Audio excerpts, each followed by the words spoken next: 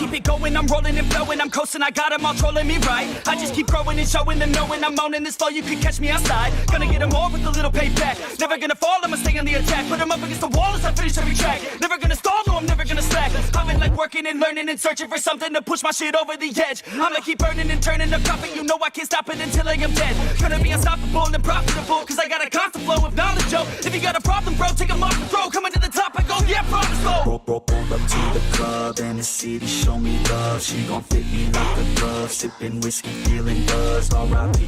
Rest in peace. R.I.P. Rest in peace. R.I.P. Rest in peace. R.I.P. Rest in peace. Yeah. Roll up to the club and the city show me love. She gon' fit me like a glove. Sipping whiskey, feeling buzz. R.I.P. Rest in peace. R.I.P. Rest in peace. R.I.P. Rest in peace. I'ma put that ass to sleep. Yeah. You can't stop this, I promise. Got electronic with a little rock shit rap on top of it. You can't even process it. I'ma keep dropping it till it starts stopping it. Oh, I got the beats and I got the rhymes to make your girl cheat. I swear she a dime. Get up on your feet if you wanna climb and take it from me. I got nothing to hide. I get it, cause I want it. Always on it, and I'm plotting. Now I got it, got my shot in. You know I'ma be the one climb to the top of it. I'm dropping this, take a shot, I got the fifth. I'm watching it. Crop top got me in. She got it shit. She wanna pop it off again. Drop it low and then she gon' take it off and sin. Yeah. Roll up to the club and the city show me love. She gon' fit me like a glove. Sipping whiskey, feeling buzzed. R.I.P. Rest in peace. R.I.P. Rest in peace. R.I.P. Rest in peace. R.I.P. Rest in peace. Yeah. Roll up to the club and the city show me love. She gon' fit me like a glove. Sipping whiskey, feeling buzzed. R.I.P. Rest in peace. R.I.P. Rest in peace. R.I.P. Rest in peace. I'ma put that ass to sleep. Yeah. I gotta do it for the fans, yeah. I wanna do it for the fans, bruh. I got really big plans, yeah. I'ma do it cause I can, yeah. I throw cash for a minute, oh. She throw back for a minute, yeah. I flow fast when I get it, oh. She love that when I hit it, yeah. I'ma get high, I'ma get low. I'ma go fly to my own show. I don't say bye, I say hello. Get to know me, yeah, they call me B-Ho. Gonna be the best in the game, rest in the fame. Nest in your brain and I spread like the plague. I don't give, no I take. Live for today, ain't nobody gonna say I didn't make a name. Roll up to the club and the city show me love. She gon' fit me like a glove. Sipping whiskey, feeling buzzed. R.I.P. Rest in peace. R.I.P. Rest in peace. R.I.P. Rest in peace. R.I.P. Rest in peace. Yeah. Roll up to the club and the city show me love. She gon' fit me like a glove. Sipping whiskey, feeling buzzed. R.I.P. Rest in peace. R.I.P. Rest in peace. R.I.P. Rest in peace. I'ma put that ass to sleep. Yeah.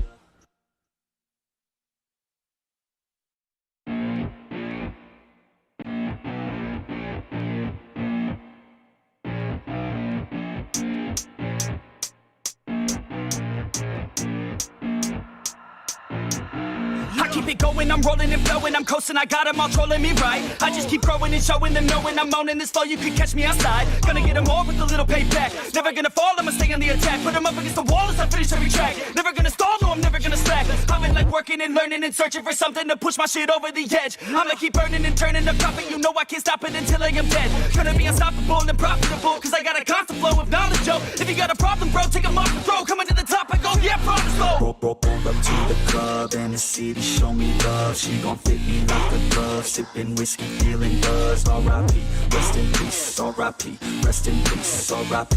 Rest in peace. R.I.P. Rest in peace. Yeah. Roll up to the club and the city show me love. She gon' fit me like a glove. Sipping whiskey, feeling buzzed. R.I.P. Rest in peace. R.I.P. Rest in peace. R.I.P. Rest in peace. I'ma put that ass to sleep. Yeah. You can't stop this, I promise. Got electronic with a little rock shit rap on top of it. You can't even process it. I'ma keep dropping it till it starts stopping it. Oh, I got the beats and I got the rhymes to make your girl cheat. I swear she a dime. Get up on your feet if you wanna climb and take it from me. I got nothing to hide. I get it, cause I want it. Always on it, and I'm plotting. Now I got it, got my shot in. You know I'ma be the one climb to the top of it. I'm dropping this, take a shot, I got the fifth. I'm watching it. Crop top got me in. She got it shit. She wanna pop it off again. Drop it low and then she gon' take it off and sin. Yeah. Roll up to the club and the city show me love. She gon' fit me like a glove. Sipping whiskey, feeling buzzed. R.I.P. Rest in peace. R.I.P. Rest in peace. R.I.P. Rest in peace. R.I.P. Rest in peace. Yeah. Roll up to the club and the city show me love. She gon' fit me like a glove. Sipping whiskey, feeling buzzed. R.I.P. Rest in peace. R.I.P. Rest in peace. R.I.P. Rest in peace. peace. I'ma put that ass to sleep. Yeah. I gotta do it for the fans, yeah. I wanna do it for the fans, bruh. I got really big plans, yeah. I'ma do it cause I can, yeah. I throw cash for a minute, oh. She throw back for a minute, yeah.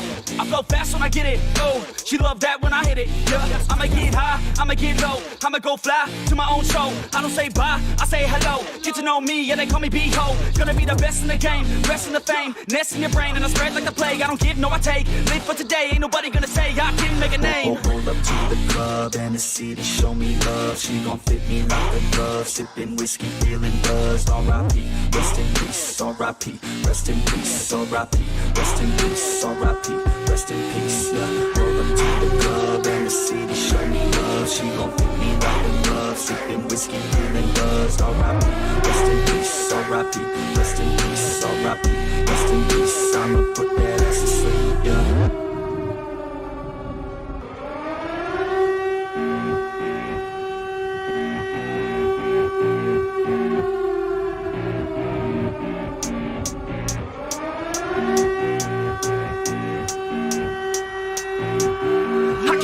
I'm rolling and flowing, I'm coasting, I got them all trolling me right. I just keep growing and showing them, knowing I'm owning this flow, you can catch me outside. Gonna get them all with a little payback. Never gonna fall, I'ma stay on the attack. Put them up against the wall as I finish every track. Never gonna stall, no, I'm never gonna slack. I'm like working and learning and searching for something to push my shit over the edge. I'ma keep burning and turning the profit, you know I can't stop it until I am dead. Trying to be unstoppable and profitable, cause I got a constant flow of knowledge, yo. If you got a problem, bro, take them off the throw. Coming to the top, I go, yeah, promise, slow. Roll up to the club and the city show me love. She gon' fit me like a glove. Sipping whiskey, feeling buzzed. R.I.P. Rest in peace. R.I.P. Rest in peace. R.I.P. Rest in peace. R.I.P. Rest in peace. Yeah. Roll up to the club and the city show me love. She gon' fit me like a glove. Sipping whiskey, feeling buzzed. R.I.P. Rest in peace. R.I.P. Rest in peace. R.I.P.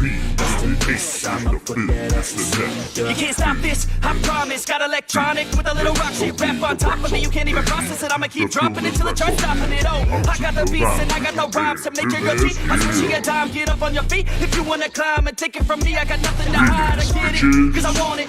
Always on it, and I'm plotting. Now I got it, got my shot in. You know I'ma be the one climb to the top of it. I'm dropping this, take a shot, I got the fifth. I'm watching it, crop top got me in. She got it shit, she wanna pop it off again. Drop it low and then she can take it off and sin, yeah. Roll up to the club and the city show me love. She gon' fit me like a glove.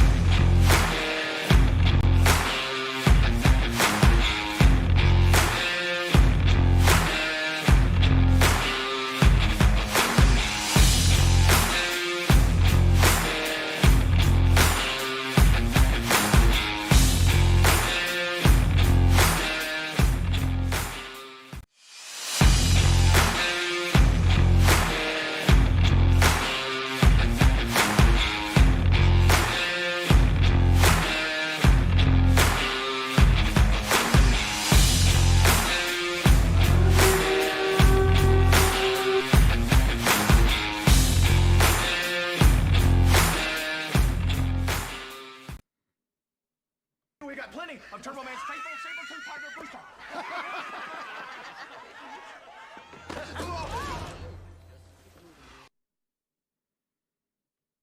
Enough from me. We're gonna have the games do our talking. Yo, yo, yo, yo, what's up, grinders? It's Monday night. It is the Gaming Grindhouse is open for business. Grinds have been knocking on the door. Shout out to everybody coming on in. How's everybody doing? Hope you like the new song. Been trying to rock that song, man. I do like it. If it hits, I like that. What's up? Who are you? Who are you? Tool Man. Waiting on the frogs. Frogs. Oh, no, frogs are right here. I see the frogs. There he is. And yes, Sam Ash. What's up? Febreze. Smell that Febreze. Yes. Yeah, we'll yeah, Frosk and friends. Yeah, well, man, there's a lot of H's in today's show. We're gonna have Herman Holtz with the quality. We're gonna have H's for hypocrites. And H's for Halo. Infinite waiting. A lot of H's. That's the Triple H of this show. But anyway, I want to thank everybody for joining in. We're here on Monday night. Gaming Grindhouse, always at 8:30, 8:15. Tonight is a little rough. There's a lot of stuff going on today. It's a busy Monday for me. Busy Monday.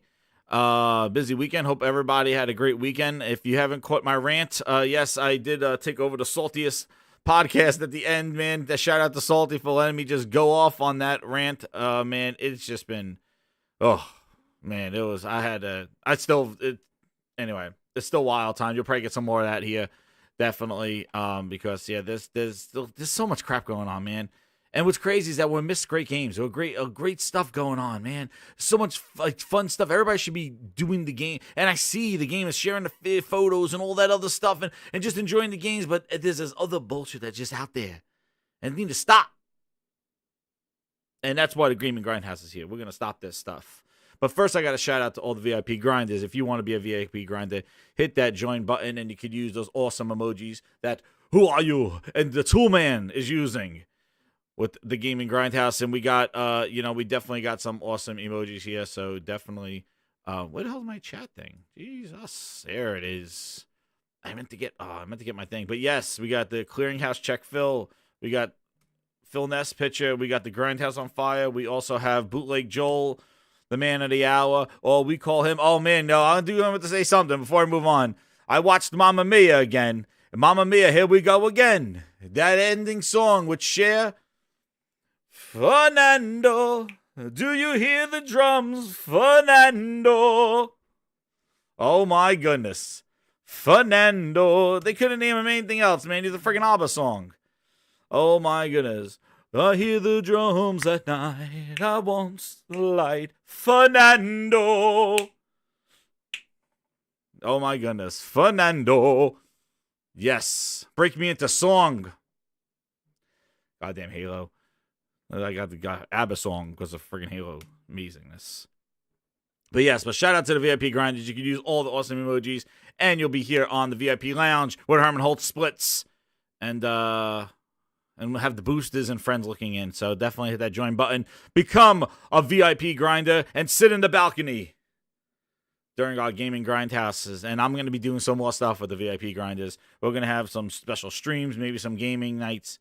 But yeah, we're going to do some stuff. But shout out to everybody that supports the channel. I want to thank everybody for coming in tonight and hitting that like button and sharing it out. Get the word out. The Grindhouse is open. We got some topics today. It's going to be rough. Who knows if we can get to them all, because we're just going to be running down this thing. And welcome, Frogs and Link. What's up, guys? How you doing? Yo, what's up? How you doing, man? How you doing, Frogs? It's GTA 5 night. Oh, yeah, it is. $10 bill, yeah. GTA 5 night. I'm already downloaded and ready to go. Ready to go. Yeah, I saw some of those updates, like the cross section. I didn't see anything, so I'm just waiting to be surprised. Yeah. And what up, guys? What's up, Link? How you doing, man?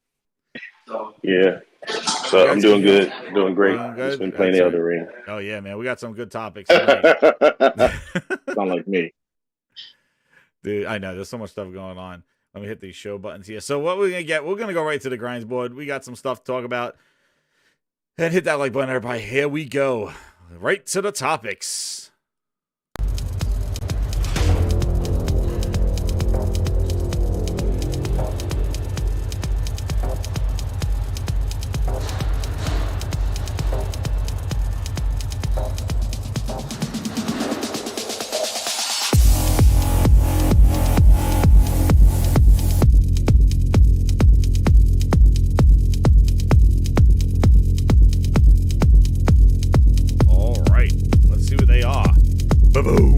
Let's see if it works. There we go. Oh, I gotta move my thing over here so you can see who's speaking. There we go. Always gotta move that thing over there. Yep. So we got the topics tonight. We're gonna have tons of games that we're playing right now. You know, so a little bit of highlight of what we're playing. The Dying Light, giving Booster some love, but without the zombies though. Halo Infinite Wait, and the community's upset. Going back to the Master Chief Collection, everybody's putting their head down and going back to it. And there's been, you know, we'll go read through it first. Sony's foot to the pedal of Returnal getting co-op before Halo, as you can see from the thumbnail. G, forget about it. Yes, we'll be talking about G, forget about it, because they are just irrelevant. Forget about it. PS5 got the Magic State of Play, another one. Jesus. And Pacta talking out his ass, telling us in 15 years from now we'll be in flying cars and I guess eating astronaut ice cream for breakfast. Whatever the hell he's talking about. But Pacta talking out his ass again, stinking up the place. Was on RDX podcast, fanboying a little bit, and he knew exactly what he was doing, the trolling, but it was definitely stupid. But anyway, 15 years, he tells us. We'll talk about it. And then we have some sprinkling in some other things. I might have missed some other things in there, but I was trying to get this thing done quick because I had my topics list and I wanted to make sure. Thank you. Here's my check. Who are you? What's up? The Coon 1985. Yo, how you doing? Prophet 33. 4-star journal says, hit that like button. Bet your ass. Hit that like button. I'm trying to use the phone! Oh, damn. No phones in this one. Even though I did see some updates on some cloud streaming, you know. Oh, my goodness. About improvements on iPhones or something like that. Jesus. But my goodness. But the first thing, get to what we're playing. So, tons of games. I've been playing pretty much everything. I've been jumping around like crazy. I've been playing WWE 2K22, which, my God, I think the 2 years or whatever they needed to make that game, they skipped a year. They have a new developer, Visual Concepts, working on it. I'm loving it. I'm doing the campaign, which is Rey Mysterio's story. And I know that Scott Hall just passed away, which it's just so sad, that happened. He had multiple heart attacks, I believe, and they took him off life support today. So, I mean, rest in peace. But he was like one of my favorites, Razor Ramon, and he's actually in the game and also part of the Wolfpack and NWO. So, he just passed away today. But, that's it was bad on that. I was just playing as Razor Ramon. I remember like a couple days ago, just like, oh my God, he's in the game. And the graphics and everything, man, looks so good. The animations, there's still that quirkiness though. They still fine tune some things. Like even the weight of people when they do these big drops in animation still look a little like janky. But some of the mocap that they got in there, they improved it greatly. I think he did. I believe they were saying that. I've read that they were taking him off life support on the thing. But the entrances are absolutely insane.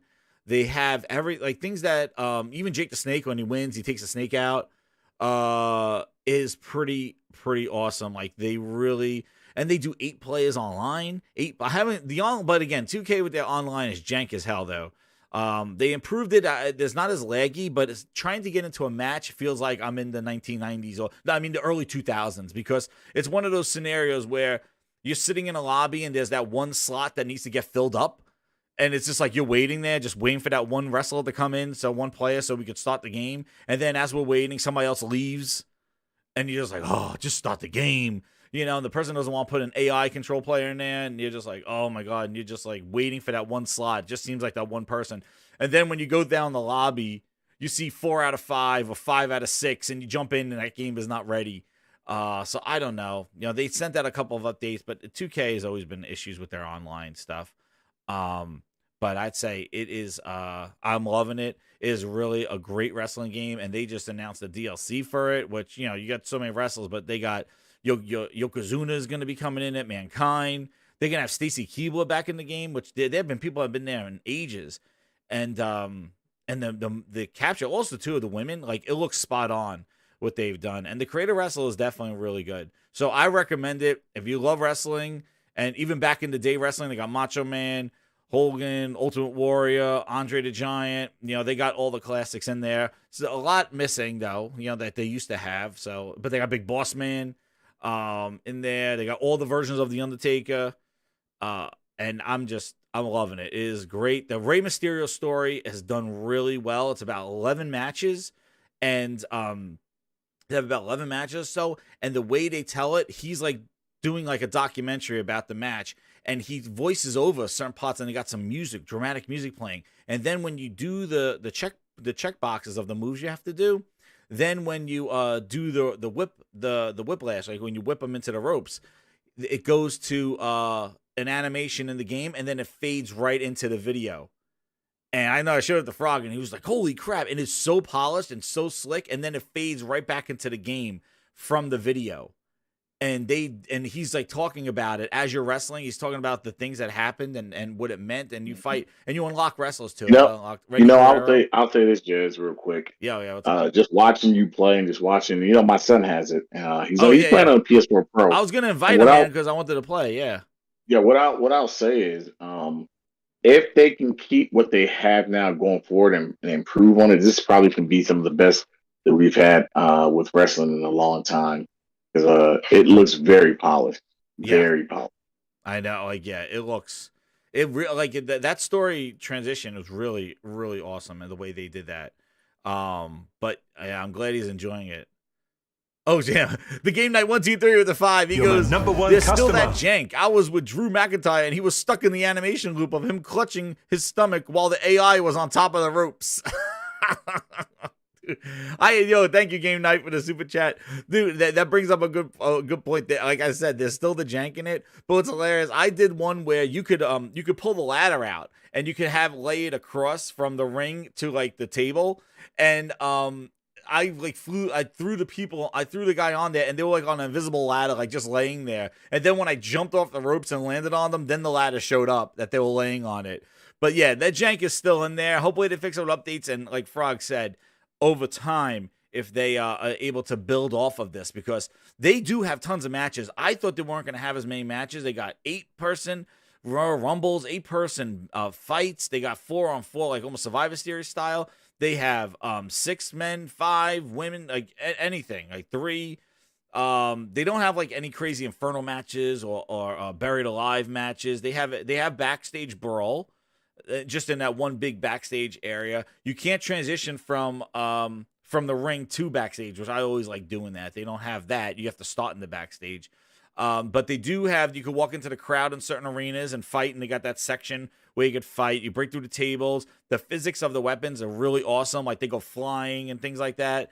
The jank's been there forever, all the time. Since SmackDown, like back in the day, it's been there. On those versions. But I really, for a wrestling fan, man, cage matches are in there, yes, and they really got good mechanisms with the cage matches. They got the Hell in the Cell. You could do finishes now against the wall of the cell to break it open. It's much more fluent now, and it's better to like open the cage. It's not like this weird thing where you got to coordinate this craziness. You could just fight and just do a finisher to the cage, and it cracks it open. And then you could just like throw people off the top of the cage, do finishes off the top of the cage, throw them through the tables, throw them through the cage. I had a triple threat match with Sasha Banks and Trish Stratus and Alexa Bliss, and man, I knocked them all through the cage, and I did my finisher down at the and when I landed inside the cage, this was pretty awesome. You could choose your weapon. You could come down with you could fight with a stop sign. You could have the kendo sticks, a baseball bat, things like that. So. And also with the cage matches, I won't bring up Who Are You. You could also leave through the door. You don't have to climb over. Dominic says he cringes when he sees the golf club. But yeah, I've been playing that, jumping from wrestling. Yeah, I recommend it definitely if you're into wrestling and playing that. And I'm sure the creative characters are gonna put in all the AEW wrestlers. I already got Chris Jericho in there, and all their other wrestlers in there. The creative wrestlers ongoing, because I think the people still have to learn the new system. So people start putting their own creative characters in there, and the story is pretty cool. There's still that jank in there, like you have your story of creating your own pathway as a rookie, and then you also have your the GM mode, which is actually pretty damn cool. So where you basically set up your brand like Raw against SmackDown, you're the GM. And you could deal with like people's like emotions, like if they want a title match or they don't like what you're doing with them in the game. And you do like 3 matches and promos, and you get ratings based on like the matchups and the stipulations, and you get a rating, and then you see that rating versus your competitor, and then you got to kind of beat out your competitor on the Monday night, and then for the pay-per-view. So it's pretty cool how they have that. Also, what's interesting is like I didn't give like Bayley her title match, and she was pissed off, and she was like threatening to leave, and then I could have paid $100,000 to buy Phil Nesta to stay on Raw. And then also too, you'll get things like Liv Morgan. It was like she sends in your messages saying that she's done with SmackDown. She wanted to come to my brand, and will I take her over for this amount of money, the salary. It was pretty awesome. I know I gotta build. Want to build the characters. I uploaded photos. You could upload photos. I got Phil's photo in there, Matt Booty's photo in there. I just needed to finesse them a little bit to get them on the characters so I could make Phil Ness, the wrestler, and Matt Booty, and then I got to put Herman Holtz in there with that. But I was talking to Frogs. I was like, yo, maybe we'll do like, I figured like all I got to do is just put Phil Spencer's face on $1 Million Man. That's about it. And he's like, everybody got a price. Dude, I got the whole setup, man. I'm ready to do it. He can come down as $1 Million Man. Herman Holtz is Triple H.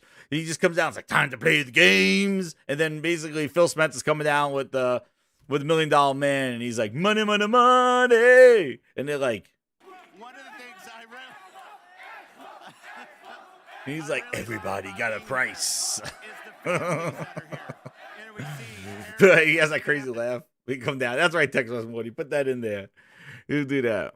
Yeah. Oh man, bend over with the $2. He goes, I need Horizon Forbidden West New Game Plus as soon as possible. Oh my goodness. I'm at that's the other game I'm playing too, man. Man, Horizon. Oh my goodness, man. That story is incredible, Bendovers. Pause.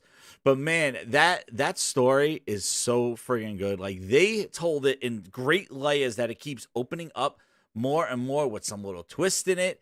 And man, it is so good. And I am not spoiling it at all, but my goodness, what they did in this game with the story is light years ahead of what they did. Because the first game was interesting. It was the Horizon for Zero Dawn was interesting. It was that dichotomy of the future with the past, and the past actually was future tech, and really cool. Like, and it was interesting. It was more of an origin story. This one just blows it up.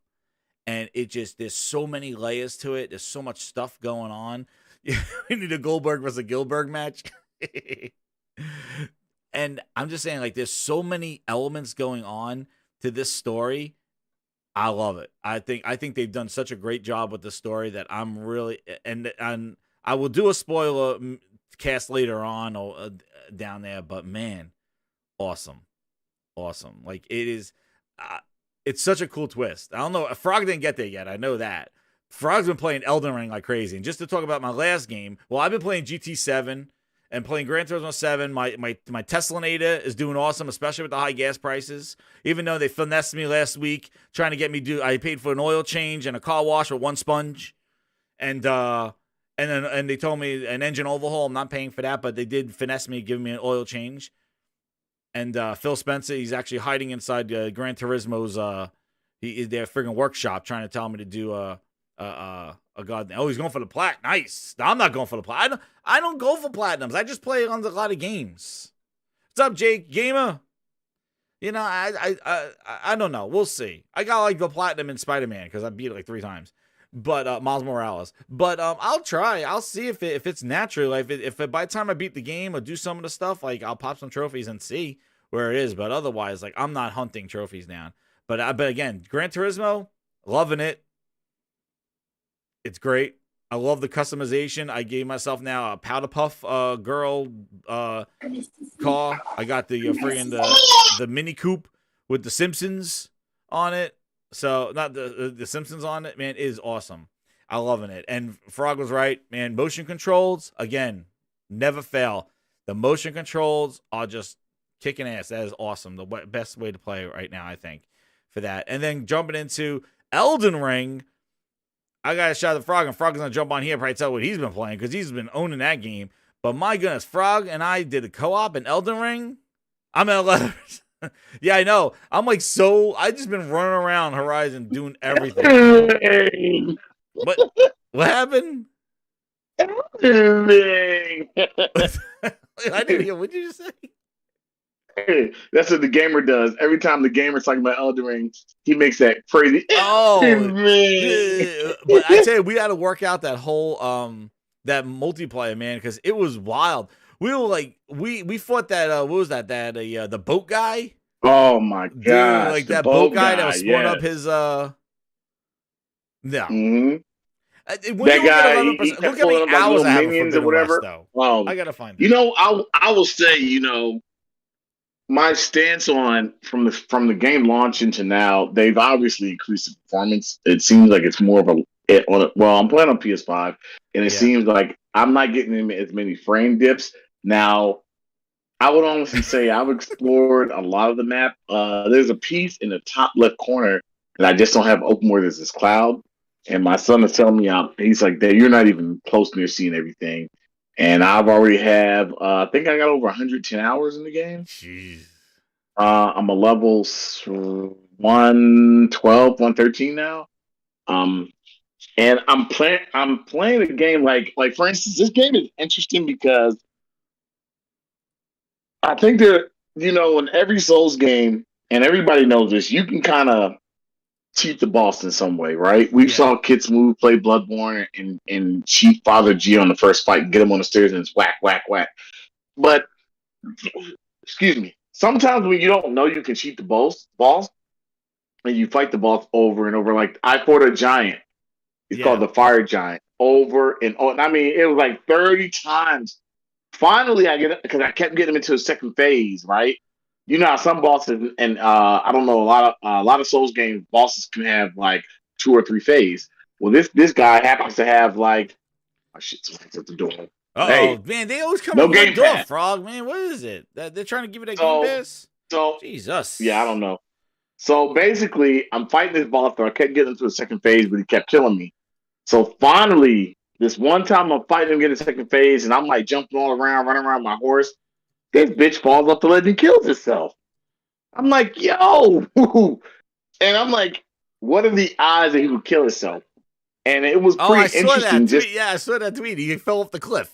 he fell off the cliff and killed himself, and I was like, yo, that's pretty dope, That is pretty you know. cool. But I'm having fun with this game, and this game, I guess, what it's doing for me as a Souls fan, I keep saying Souls fan, is because it's kind of like it's giving me that kind of like, hey, if you need a Souls game, here you go. And it is in every way Souls on steroids, Dark Souls, Bloodborne, everything on Yeah. steroids. Uh, but that's not to say, I'll honestly say, like, if you like Souls games, you're gonna love this game. If you're not a fan of the game, uh, you're probably still not gonna like it. Yeah, You nah. know, And I like the co-op. I think the co-op is done really yeah, it's well. really smart. The And it's co-op pretty is smart. fun. But again, even with the co-op, you had to explain things to me as to what I was Yeah, doing. it doesn't. And here's You the know? thing: you playing co-op doesn't guarantee you're gonna beat a boss. No, it You can doesn't. go in there and get wrecked. I mean, this game, there's some bosses on there. There's a boss I fought, and I swear, I fought that boss at least 50 times, and I finally beat him. And when I beat him, like I was just like, oh my gosh, I've never fought anything. He's probably one of the hardest bosses I've ever. And my son told me, oh no, he's not the hardest. There's another guy that's harder than him. Good. And I'm like, yo, if he's harder than him, I don't know what I'm gonna telling. do. Well, Nick But says he can't stand Elden Ring. But I'm just saying, like, yeah, I think it's Yeah. definitely it's much more open, and the freedom is like you don't have to be that linear kind of like I got to get through this boss and then or otherwise my game progression just stops. You could actually go around and do other things, and that's the one thing I do like, because the linearity of those other Souls games where it's like I got to get by this character in order to finish my game or get to the next level. I'm just done playing this, and you got a stopgap. At least with this game, you don't have to, like, I was at the bridge with that boss that we still didn't beat him, but at least we were able to do other things because the map is all open. We were able to go do other things, get little mini boss fights, level up, and then I could go back and try to fight him and stuff like that. So I do think that, the openness, but co-op wise, it's still, you need help and stuff like that. But I didn't like it. But again, like a Frog said, if you're not a Souls fan and don't like those kind of games where you just you gotta do that balance and you lose things, you gotta go get your souls and things like that, then yeah, it's gonna change your mind on this. It's just that it's a more accessible, I think, with the co-op, and also with the way the world is built, that you could actually feel like you're doing something without having that wall.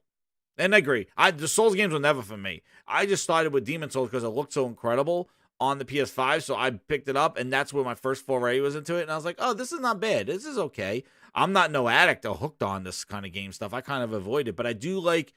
It's good to have something like that. I did like Returnal, and we'll be talking about Returnal, and I did like how that worked.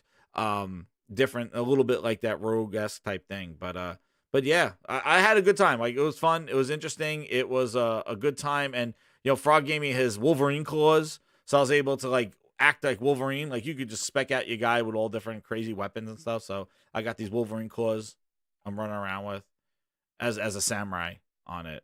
But Link, Frog, Frog, before I move on, anything else besides Elden Ring, what have you been playing? Gran Turismo. Gran Turismo. And Gran Turismo. Yeah, Link's been playing that. And all motion controls, no assist. Yeah, Link, have you tried the motion controls since we spoke? That would be a hell no. What? Don't do that. He's easy with hell no. You didn't try it at all. You're not even trying it. Absolutely not. I'm not interested in that at all. I don't want to play it that way. Absolutely not. Oh my goodness. He doesn't want the videos of like images of the Wii moments of people running around with doing it. Yeah, I know. I'm a little subtle with it. I'm not standing up, with my controller in hand, like, getting ready for videos of posting me of being a Wii person. But you should try it though. Just give it a try. Just a little try. Absolutely not, he says. Like, have you been playing anything else besides Gran Turismo? Questions.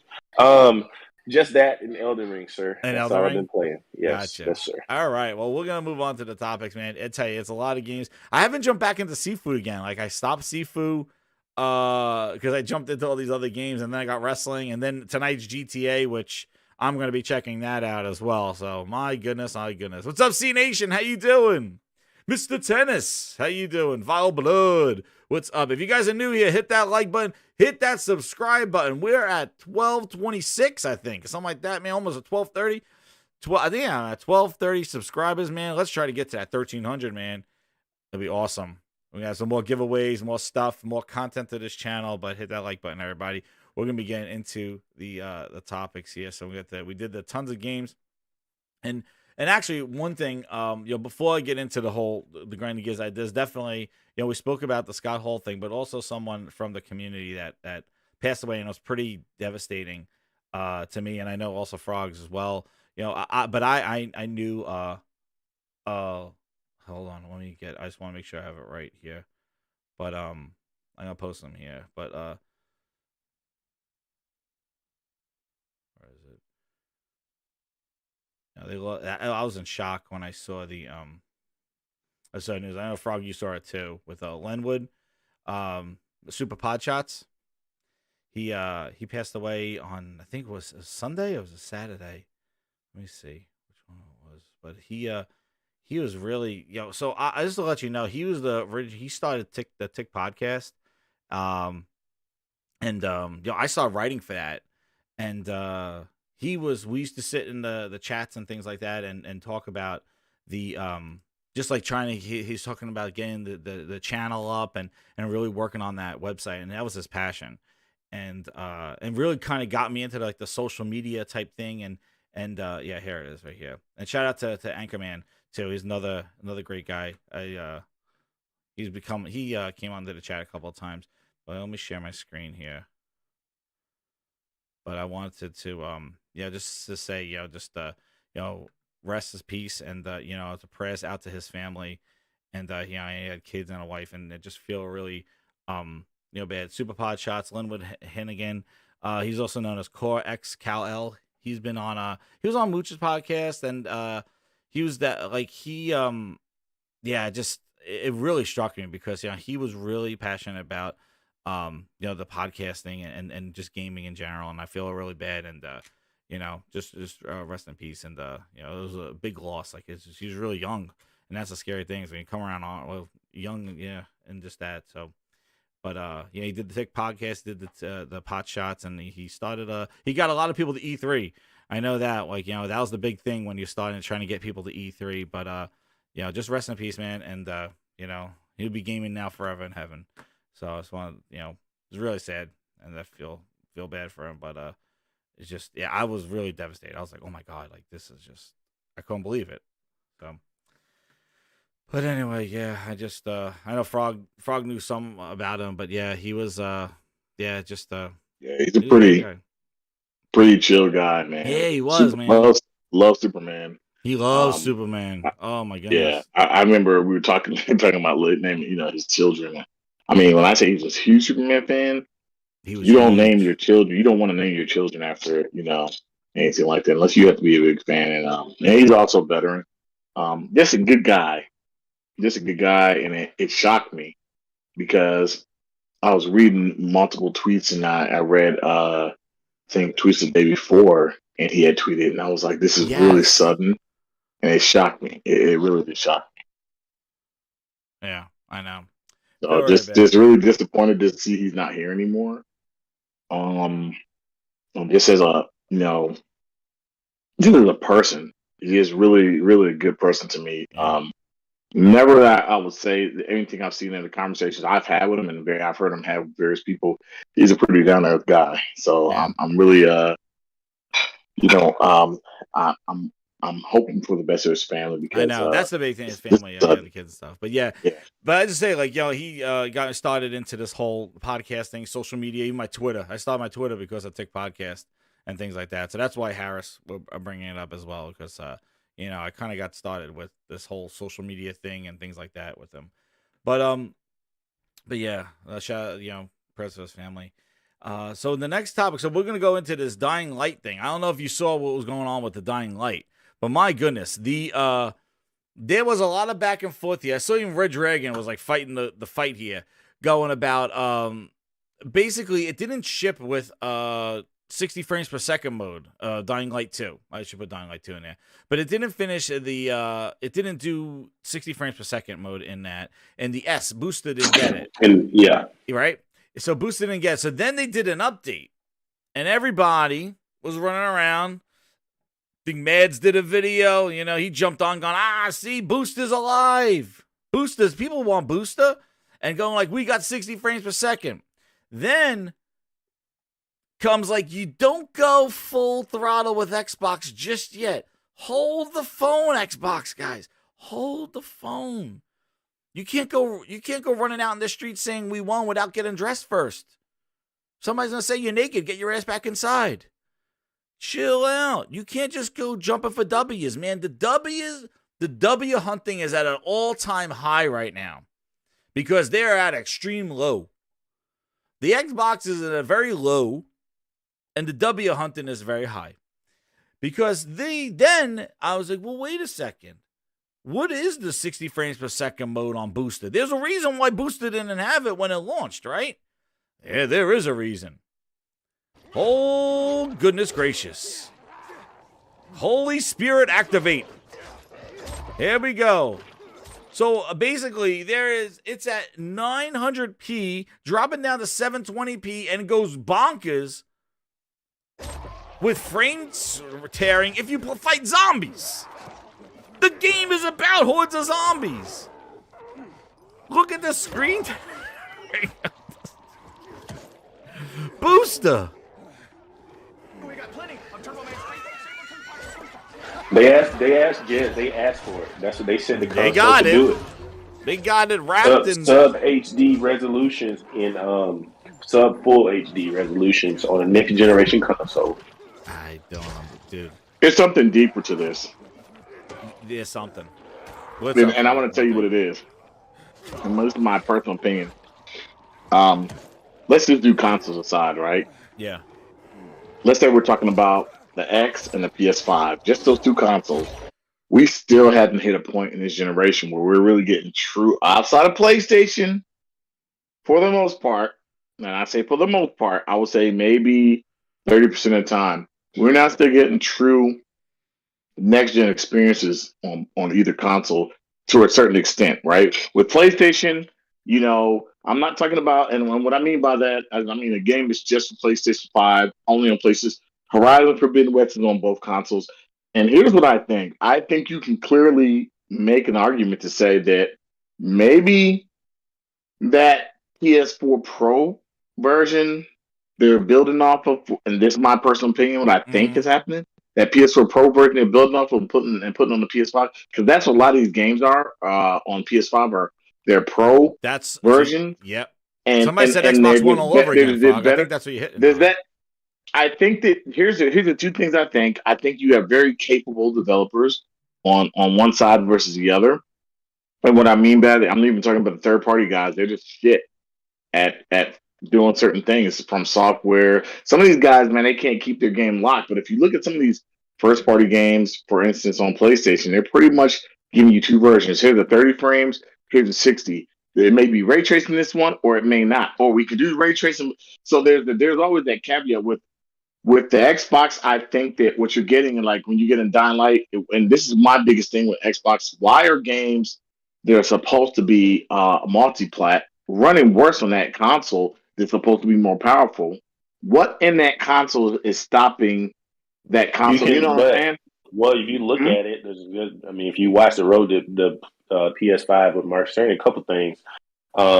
You got split memory in the Xbox console. That is true. That's I think is the bottleneck. That the GPU and the PlayStation runs at a much higher clock speed. That is true. And although the Xbox version has more compute units, it's hard to issue instructions to all those different compute units with the current engines we're running. So those are the issues that you're going to face with this console. A GPU with too many compute units. A GPU that runs slower, and a console that has some fast RAM and some very slow RAM. So when you put all that together, you're just not going to get performance because you got bottlenecks. Those are bottlenecks. So that's the reason why you're not getting the performance you want to get out of that console. Right, because this is what I always look at. Every time you see any analysis, PlayStation 5, it doesn't matter if it's a cross-gen game or just something that's in this gen, it always seems to run better. I mean, even optimization. I'll give you an example of the Xbox Elden Ring runs at a higher resolution than the PS4 one running in performance mode, but the PS4 I'm sorry, the PS5 one. So both of them does not. It does not. No. What I'm saying is the Xbox version is supposed to technically run at a higher resolution from what I've seen. But it's variable. Whereas it's variable, but the Xbox version drops to around 1500 something p. The PlayStation version is around 1600. And that's my whole point I'm trying to make is like why when you're dropping even lower than PS5, why can't you run at a better frame rate? There's certain things. I don't understand. Also, from what NX Gamer says, and it makes a lot of sense. Sony, and I've heard this several times, the development tools for the Sony development environment. I'm not trying to make a joke, but seriously, their development environment is a lot easier for devs to work in as well. So you give them some better hardware and a development environment that's a little bit easier to code for. Yeah. That's what you're going to get. Because my thing is Dying Light, from everything I've seen. Like, I don't own the game. Right? I've seen the game, but I don't own it. So I'll put that caveat out there so people I don't own it. It's just interesting seeing the hyperbole about this S and stuff like that. Actually, I got one more video for you, Frog. Listen on Digital Foundry, just perplexed why that is, what's going on with this Dying Light. And people are blaming devs. That's what they do. There we go. Take a look at it last night with Listen to the 1440p mode. Played about, 40 minutes of it, first 40 minutes of the game out into the open world. It seems to be 1440p 60 locked. Looks really good. No drops at all. I guess the big elephant in the room here is the fact that Xbox Series S is apparently getting the choice between 1080p and 1440p 30 FPS modes. John, what's your take on this? This is essentially this is like a Gen 9 aware game, right? We it certainly is on PS5, and there's probably something behind the scenes that's making this more difficult than we might imagine.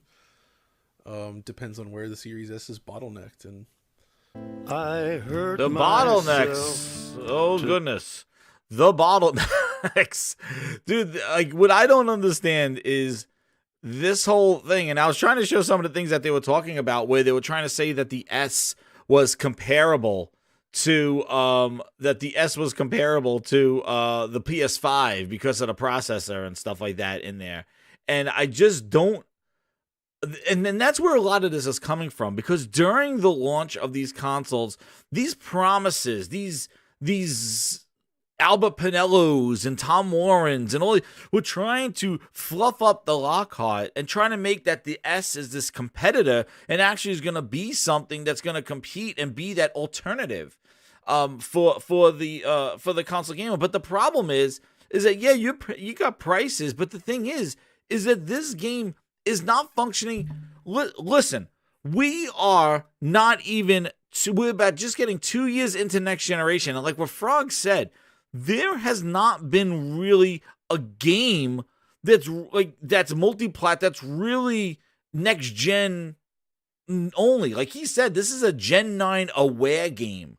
So like these games are kind of like were developed on the cusp of these two generations. So it's very interesting that the S, which is supposed to be a next gen console, is not holding up. Meanwhile, I'm wondering how the One X would have fared in this whole thing because of his GPU power. But the S is the generational entry point. And if that thing is having trouble running these cross-gen games, or these games that are really not next-gen only games, or next-gen, like, really, come on, look at Dying Light. Like, really, like, it looks nice, but, like, come on. Like, is that next-gen? I don't know. I don't think so. I don't think it's a game that I'm like, oh, you know, it's just a prettier version of the first one. Like, I don't think it looks that graphically like a next gen leap from like a Horizon 1, which looked incredible, to Horizon 2. You know, that's like a next gen leap. But you look at Dying Light 2, you know, but these people still continue to push that the Series S is a true next gen console, and it's not. And if it's struggling now, what the hell is its vitality a year and a half from now, 2 years from now, when the Xbox One, and actually it's winning a little bit here because of the transition is so slow for the Series X and the PlayStation 5 because of the chip shortages, but it's hanging around. Well, it's an appendage. It's just like the S is just a booster that's just hanging around. But if this thing is struggling now in that transition time, what the hell's going to happen 2 years from now? You're going to get a friggin' Xbox Series S? That's what I'm saying. That's what you're saying. That's what I was trying to say. I don't honestly see where 2 or 3 years from now, where this console, when they're creating, you don't have any more cross-gen, you know what I'm saying? Like, more of your gens are created for that console experience. What happens to that Series S? Does it hold back that Series X version? Because I don't understand, and just once again, I don't understand why they did their two different SKUs so far apart in power. You figure they would have said, okay, let's do kind of like what PlayStation did. Here's a disc list. And I don't get it. And I think the whole thing was like, well, we can give them something underpowered and kind of make an Xbox One familiar, and they'll just jump in the generation at a cheaper price. And maybe that's what they're thinking. We'll put 1440p on the box, you know, that, and then they'll say, oh, well, at least we're getting. I don't understand what they were thinking with that console. I don't. Number one customer. They had that X there, and they had the One X there. That would have been a good very transition. capable, and I think that should have been their only console going in the next generation. And I do think that it's going to hurt that system in the future. The S. Yep, I agree. I think so. Like I'm really just confused.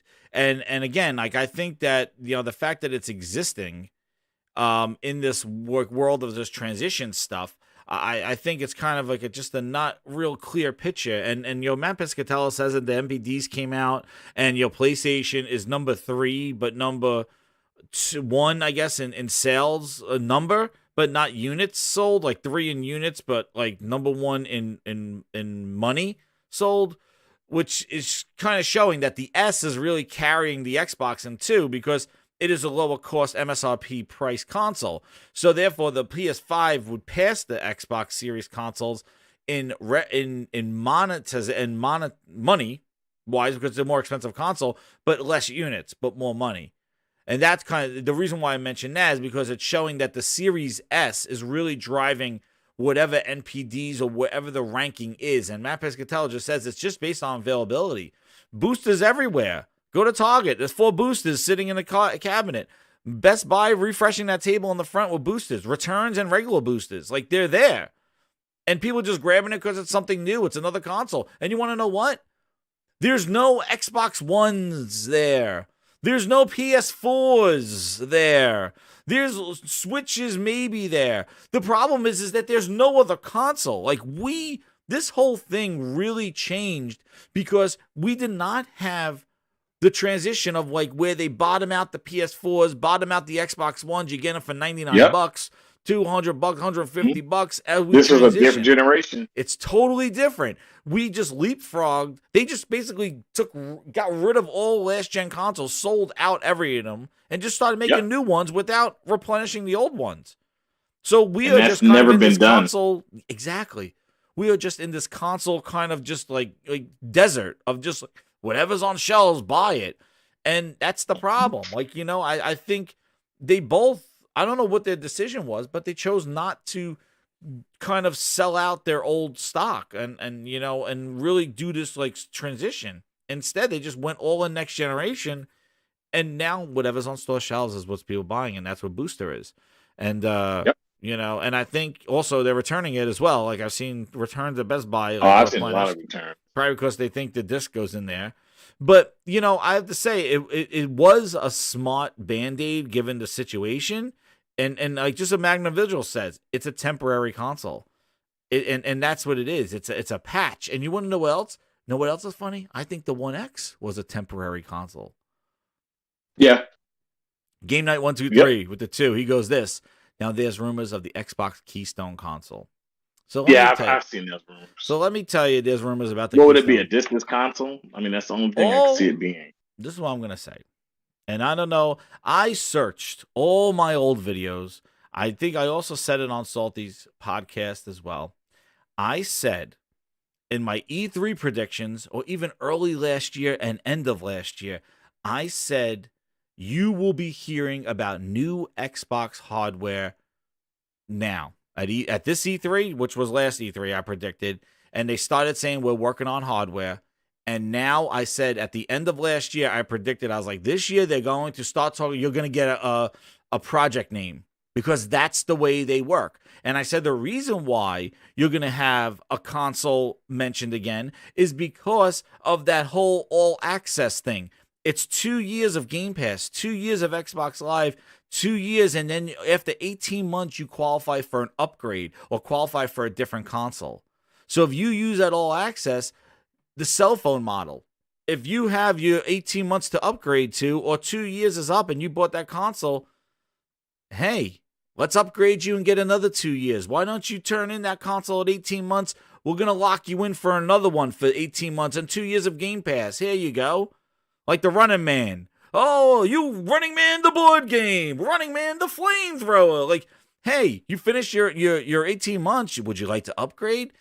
How are you going to upgrade if there's no new hardware to upgrade to? Ta-da! Xbox Project Keystone. I told you, they're going to keep shoving hardware down your face because of the cell phone model. They got your money already with Game Pass, and now they just need to get you subscribed, and they're going to do that by tying it into hardware. So all access, 18 months you're allowed to upgrade. Now here's another console. They don't care about they're not into generations. They're just going to throw hardware out there before the games are even ready, before we even see the games. And everybody seems not to have a problem with this. Guess what? No news. We bought Activision. Okay, well, that news was dying down. You want to know what? Project Keystone leaks. And what is this going to be? Frog said it. He thinks it's going to be the streaming stick. It might be a streaming stick that goes into your TV, like they talked about.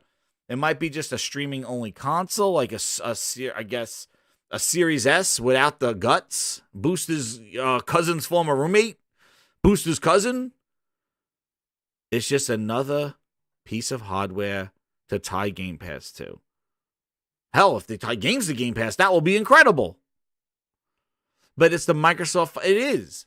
That all access is a cell phone plan. Like, what do they do? Guys, like, what do they do with your cell phone?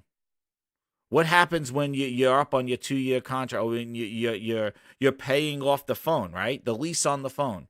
When the phone lease dries up and you're ready to pay off the phone, they try to give you all these deals to get you to buy new hardware. Oh, trade it in for $1,000 towards your new phone. Oh, really? Like, oh, they don't want you to buy the phone and keep it because know what happens? Then you could go anywhere you want with that phone. You don't care about Verizon. You don't care about AT&T. The lease on the phone is keeping you tied to their subscription. So, with all access, the lease on that Xbox is keeping you with those 2 years of Game Pass. Well, in 18 months, you could upgrade. They want you to upgrade. Guess what happens when you upgrade that One X to a series? And that's why he loves this. This plan for and I don't know. They don't give numbers, so we don't know how successful this all access is.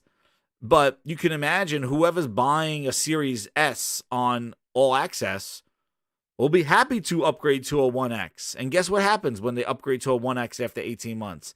Here's another 2 years of Game Pass that you're going to pay for. And we already seen the monthly payment over 2 years. You're basically buying 2 years of Game Pass and Game Pass, 2 years of a Game Pass for the console. That's $360. You're adding on top of the cost of the console. You're not getting that for free. You pay for the console, and if you take those $30 payment months and multiply them by 2 years, you're paying the console price of $300 and another $300 in Game Pass subscriptions. That's what it adds up to. You're not getting it for free. So at this point, right? This is why I think that as you start to kind of see where developers put their games, you may see certain development markets say we're not putting games on Xbox anymore because we can't make money off of just throwing a subscription in. You know, what does a Capcom or Square Enix, unless they're purchased by somebody, what did it look like really putting their stuff in there? Like, Square's had a lot of misses, right? And I think this Final Fantasy Origins game is sitting at like a 75 on Metacritic. And if we just use Metacritic as a matrix, like Square's been having failure after failure after failure. No, 75 is not a bad score though. No, I don't think. That's No, a no. good game. That's a good I game. don't think. I'm going to buy it, of course, right? So I don't think it's a bad score.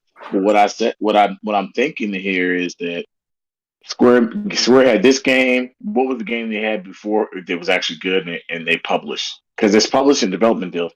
They did Guardians of the Galaxy, good game, just didn't get the overwhelming response it needed to really break the numbers. They had Outriders, which they published. So they've been publishing, and I wouldn't say necessarily developing, but they've been publishing a lot of duds.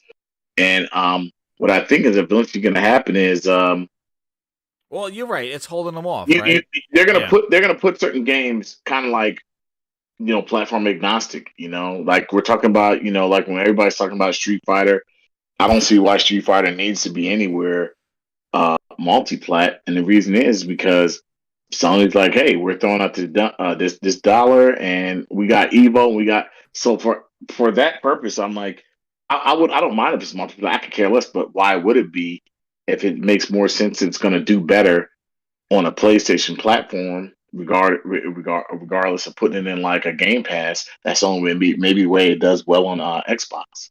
Yeah. So I know you're right. I think you know what's funny? I'm looking right at the website and look at the first thing they say, Xbox All Access, and the big thing in green is how to upgrade. Upgrade your Xbox One with All Access to Series X or Series S. So they're trying to get the people, because they started this with the Xbox One.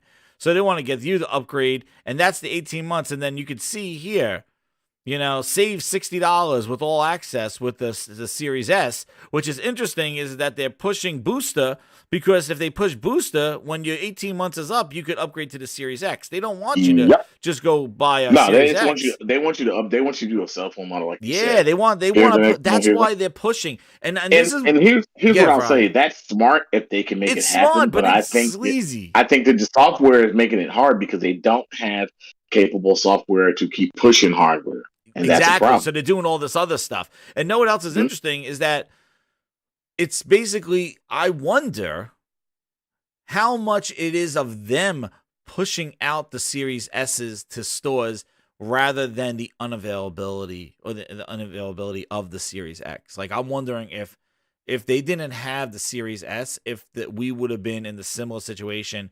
And I'm wondering if Microsoft is kind of making sure that they flood the market with the Series S's with the intent for everybody to upgrade to the other one. Why sell them the high-end model and have everybody do that?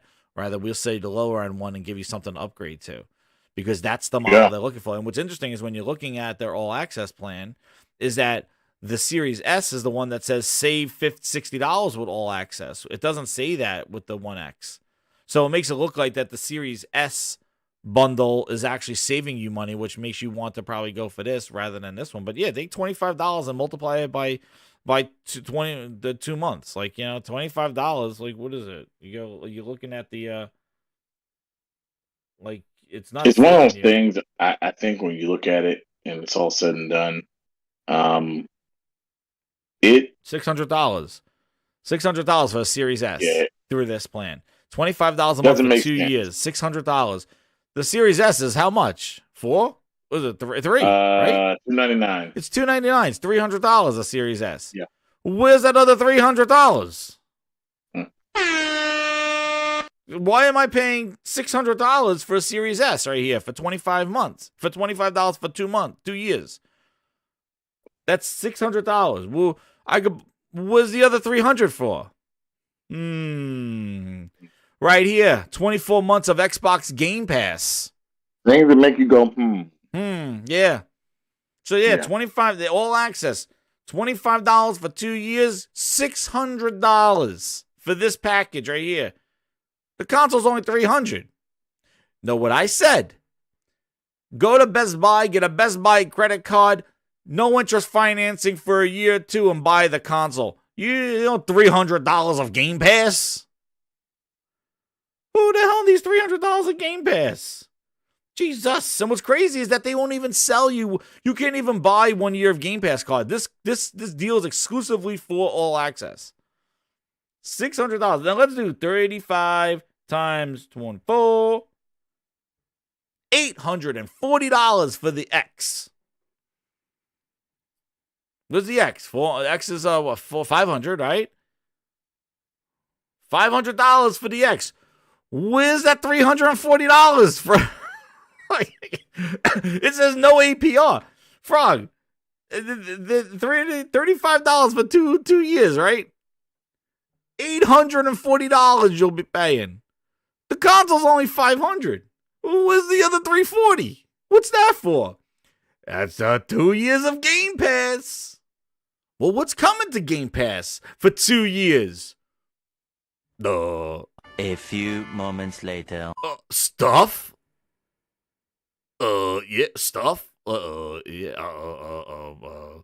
Did you check out those donuts? Do you see those donuts at the thing? Did you check out those donuts at the entrance? Do you see the fridge? We got a fridge. You see Aaron Greenberg? He just tweeted out something. The deflecting. There you go. That's a lot for a goddamn service. Goddamn. $360 fluffed on top of that, man. Those are some 2 big hairy balls that are sitting on top of those console prices. 2 years. They got your soul. But wait a second. You could upgrade after 18 months to sign up and get another console. That's why Keystone exists. And thank you, Game Night, for the super chat, because that was something that grinded my gears. And I'm glad you brought that up because I didn't have it on the grinds board. And that's Phil Nez. Oh yeah, you got me. Yeah, I try. I'm Phil Ness and everybody, but Grinds, you are my ass, like booty. Booty's not clapping in those streets. You're calling me out. I'm Mr. Phil Ness. I tack on $340. Damn right. I gotta make Satya's money back. You think $70 billion grows on trees? No way. It's Phil Ness. $300, not just 1 year, 2 years, bitch. I'm winning awards, motherfucker. Woo!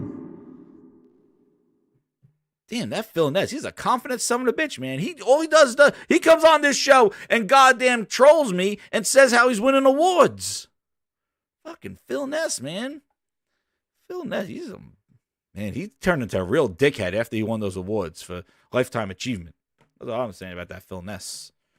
But yeah, there you go. So obviously they're going to need more hardware to upgrade to, more hardware to talk about, more shit to deflect. Obviously. So there you go. How to upgrade. Let's learn more. What does it say? What is it in there? Let's leave the disclaimers. Here we go. How to upgrade. Complete your Xbox All Access program.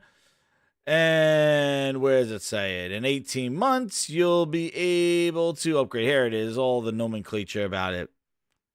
Oh, and you also got to pay a $20 upgrade fee. If you're upgrading from the Xbox One S all digital, will require a $20 Phil Spencer bend you over $20 upgrade fee. If you want to upgrade from Booster's younger cousin's former roommate, nephew, the Xbox One S Booster Edition, all digital, the weakest console, the One S. Yes, $20. Just for slapping it on the ass. And Phil Spencer said he'll sign it for you for $20. And when can I upgrade? Please tell me, Phil, about all this wonderful options. Tell me these options. Well, you have to have an existing Citizens One line of credit. You need payments must be current, have sufficient funds, and then you'll receive a trade-in kit to complete your upgrade process. You must first meet the minimum payment requirements for Xbox All Access. To satisfy this requirement, you need to make equivalent of 18 payments unless you purchase the Xbox One X with the Xbox All Access before December 31st, 2019. In which case, you'll need to make the equivalent of 12 payments. We've increased it since the 18 payments now. No more 12 payments. That finesse is over. Now we got new finesse. We're double dicking you right now. And he goes, upgrading to the Series X or Series S is subject to release, availability, and time you upgrade. New contract terms and pricing required to upgrade. Monthly payments must be higher. Upgrade requires the return of the console, the controller, and the power cord. And your eligibility can be found here. Dude.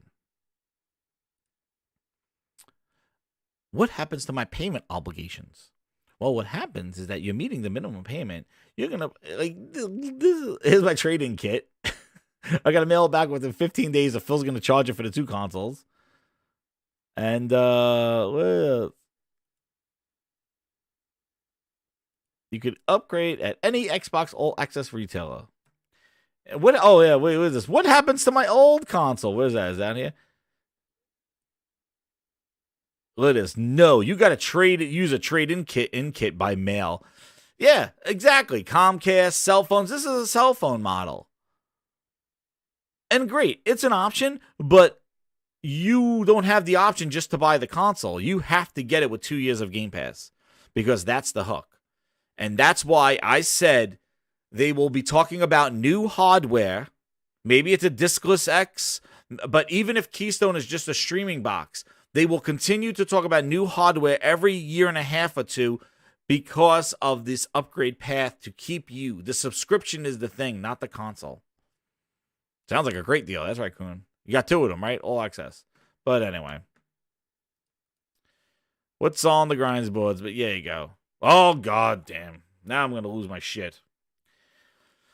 Halo Infinite wait and the community is upset. So yeah, so like you heard my discussion last week, my thing on Friday about the whole Halo delaying the campaign and stuff like that, and you heard that shit.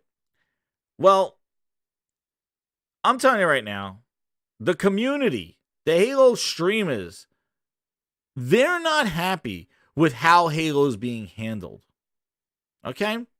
So it's not just like just fans, like just people that people that like Xbox or people that don't like Xbox complaining about Halo.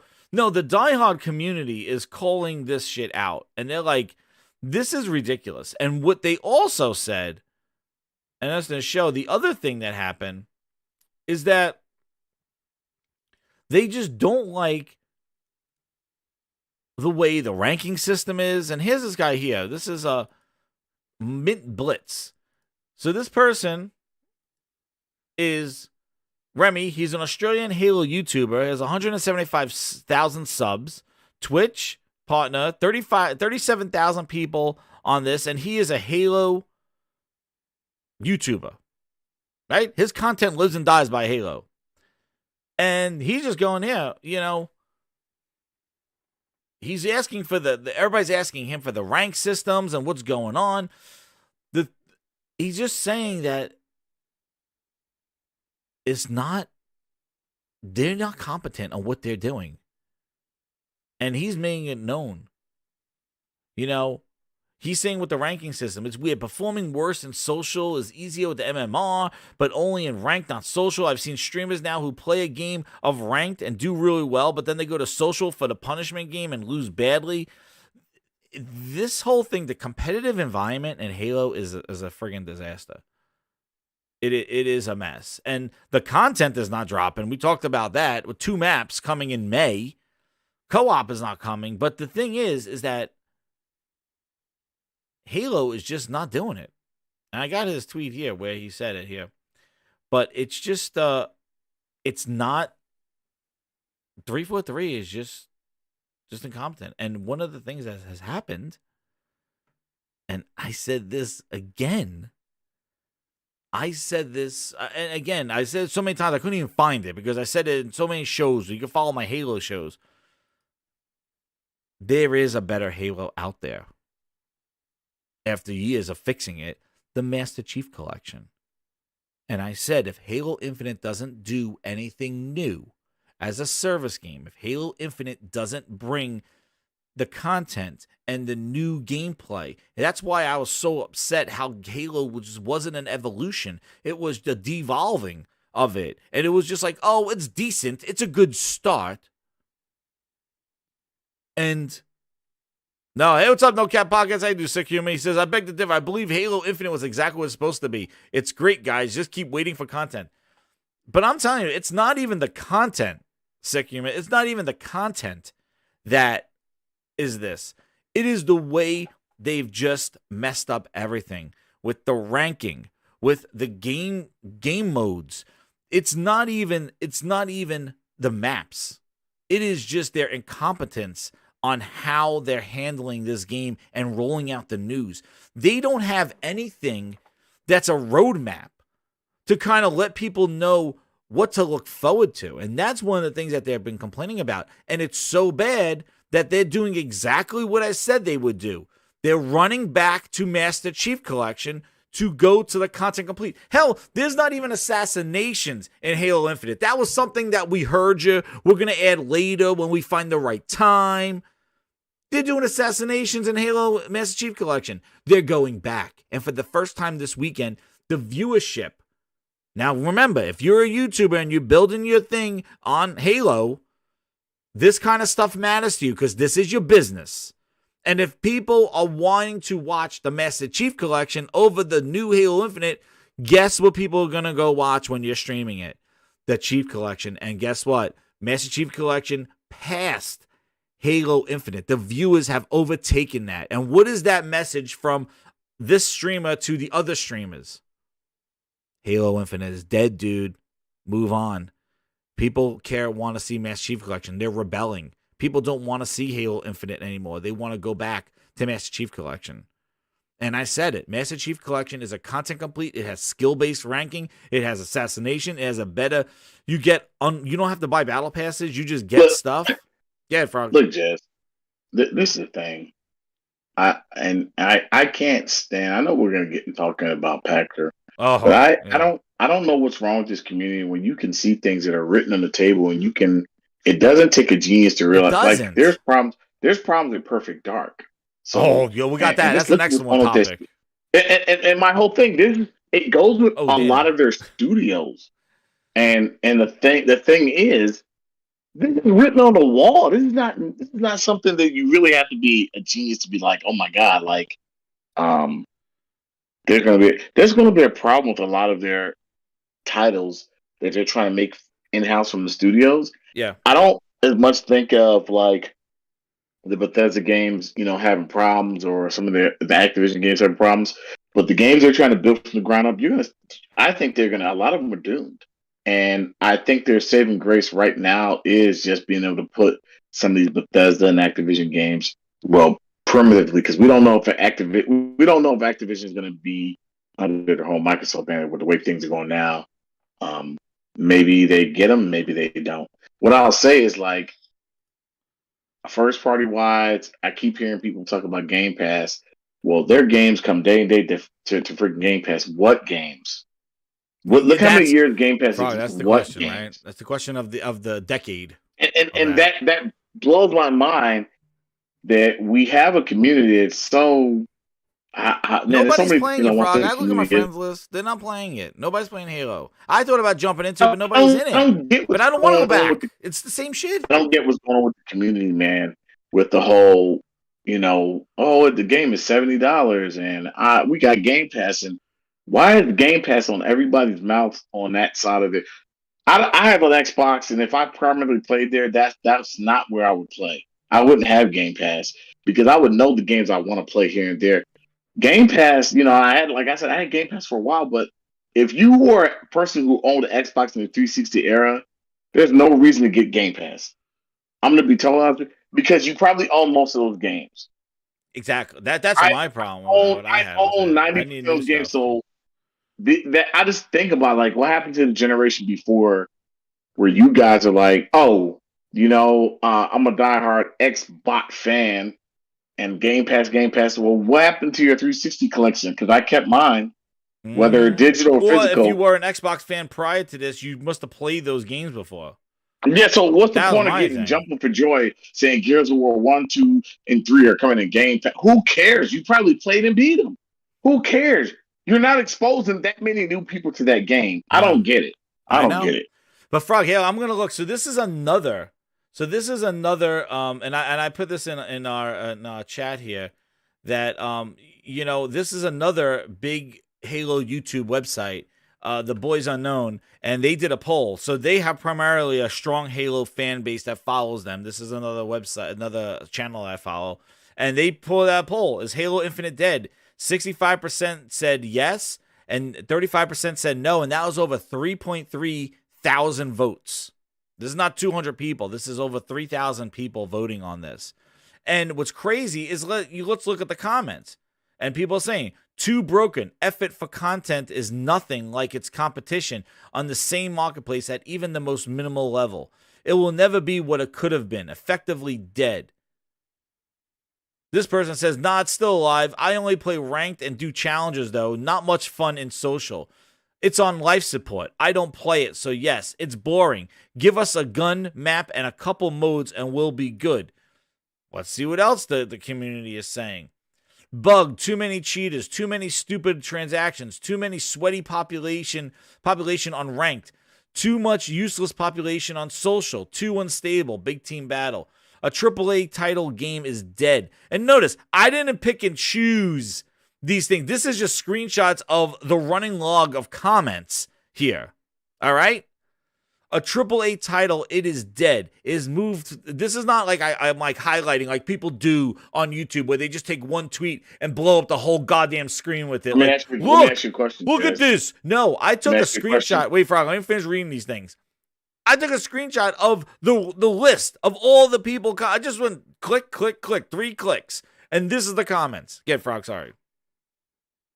What's the question? Did he come off mute? So right now, yeah, I'm going to finish reading the things. He must have went on mute. Right now, yeah. For good, we'll see. All my friends have totally fallen off with no interest in coming back. My prediction, the game is dead until we get whatever he was saying. Probably new maps.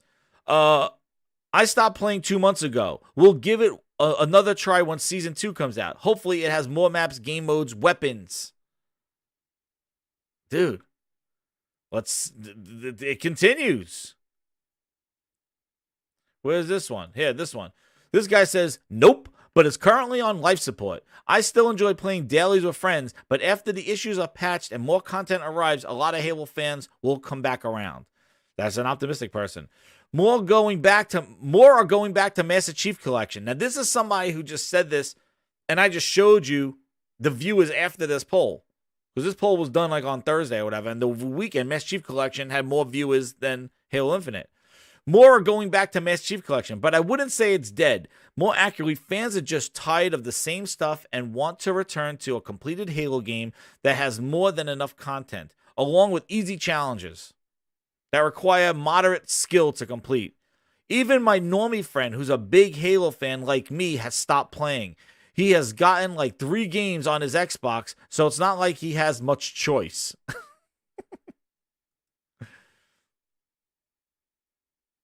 Dude, it is crazy. And then you see what happens is that you're looking at what happens, and Yeah. The viewership is, and I said, people are going back to Halo Master Chief Collection because it's a better game. It's content complete. And I said this, no matter how many places Halo Infinite was going to be, if it wasn't a good game, if it didn't have the content, if it didn't have this stuff, people were not going to stay because there was a better option on PC and on console, and that's Master Chief Collection. And think about how many years it took them to fix that game. This is insane. This is supposed to have a 10-year lifespan on Halo Infinite. And Master Chief Collection is preceding that. They should have just tacked on this bullshit onto the Master Chief Collection. And what's crazy, and yeah, Halo's back, and that's what I'm going to talk about, Dr. Dre. What's crazy is the reviews that Halo Infinite received. And what's insane is that with the reviews this received, it was like, it's a traffic accident, but it's not that bad, though. Nobody, everybody walked away. It's not that bad. It was reviewed from the bottom up rather than what it was and held up to that standard. And I hate to say it, but like some of the Sony games where they kind of start up at this meta, this critical thing, and if they get a glitch or something, it's like, oh, that's 10 points. The polish is not there. And Herman was like, quality games. But meanwhile, Craig, he gets a couple of pubes on his chin, and they're like, you know what? He looks a little bit better. He had a glow up. Tom Warren, look at his glow up. Oh, the guy looked like a hairless dick. Then they put some pubes on him, and now he has a glow up. And then we have, you hear the drums, Fernando. I knew you well.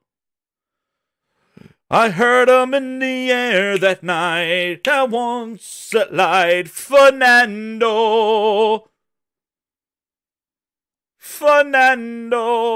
I'll fly you anywhere, Chief. I don't care about my family. I don't care. You told me that I matter. I wasn't even a pilot. My name is Fernando. I'll fly you anywhere you want to go, Chief. Let's go. I was crying about my family. I told you my name. You named my ass. I told you I'm Fernando. I saved your ass from floating in space. You didn't even ask me my name back then. But I went on this adventure, got my ass shot at, jumped out of buildings. And at the end of the game, you're like, I need somebody to fly my ass around. What's your name, bitch?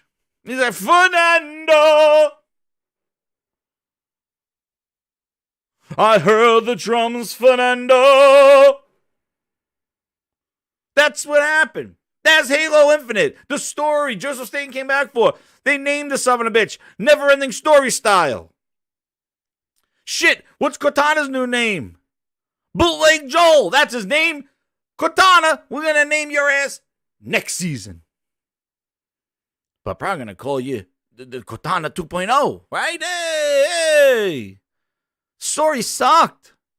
You fought the same goddamn enemies they put in the flying people. The campaign, Bob Ross said, help those trees. That's what he said. He's like, God damn it, I would have made amazing trees. Bob Ross is rolling over right now with those goddamn trees in Halo Infinite. Pipe cleaning, sons of bitches, booty holes. That people are done. And then you mess up the multiplayer, the free-to-play. What kills me, the reviewers. They told you about the train wreck that Halo Infinite was. They told you. They said it's a service game. Day one guns. We're thinking about it.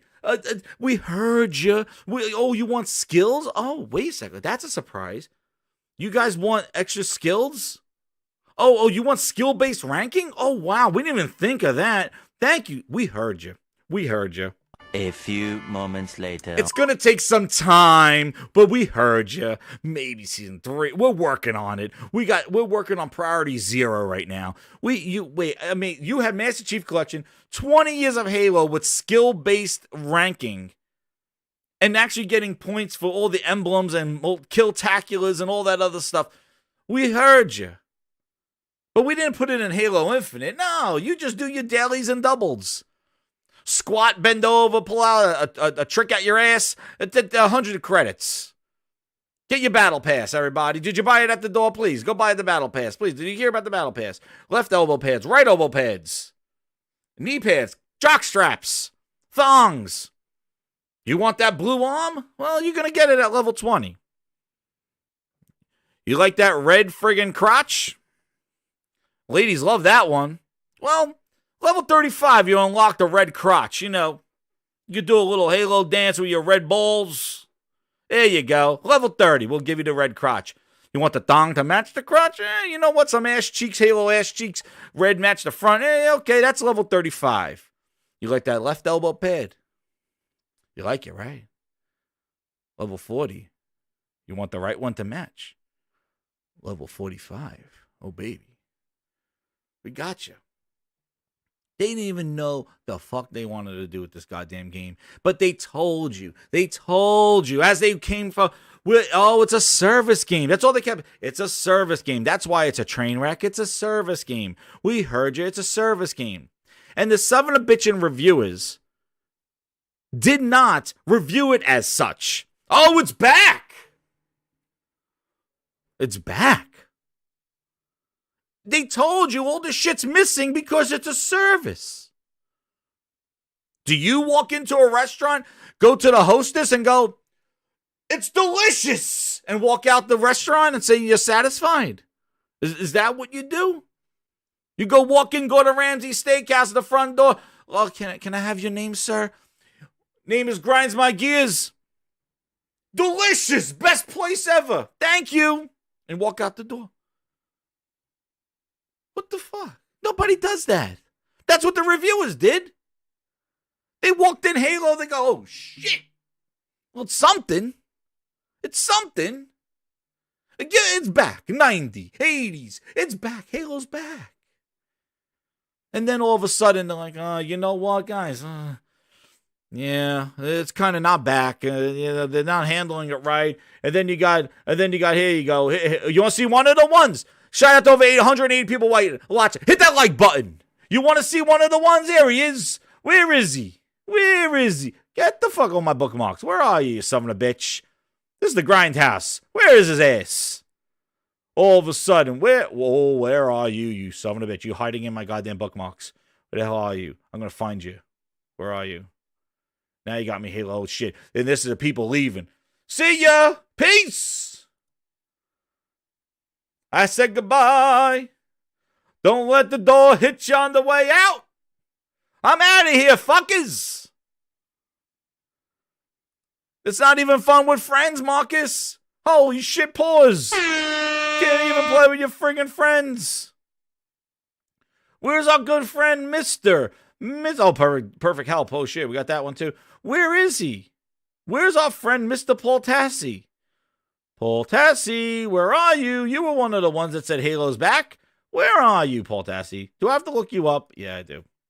I'm going to have to look you up because all of a sudden you realize that anti-Sony shit is not working for you now. So let's get on that anti-Halo bandwagon, right? Yeah, let's do an article because you know what? I was shitting on Sony, but you know what? I was getting a lot of bullshit. But you know what? Let's talk Halo. Let's. I was saying Halo's back. It's wonderful. It's fun with friends. It's fun with friends. Oh, shit. What? Excuse you? What the hell? Damn blockers. See what they do? For clicks. They got my ass. I'm not creating an account. Bullshit. Let the grinders in, you son of a bitch. Look at this son of a bitch. They won't let me in. They want my ad blocker to come off. I'm not doing it. I'm not doing. Know what, you sneaky fucker? Know what? I got good vision. The grinder's got good vision. I'm not disabling my ad blocker. I'm not getting you paid. We're gonna zoom in and we're gonna use our eyes, grinders. Screw them. We're not paying for that. We're not doing disabling. We're not disabling no ad blockers on this channel. We're not disabling any ad blockers. We're gonna read the facts right here. We can read the article without the ad blocker. Bullshit. Here are the facts. Oh, all of a sudden now, the numbers. Halo Infinite is on the verge of falling out of the top most 10 play games on Xbox.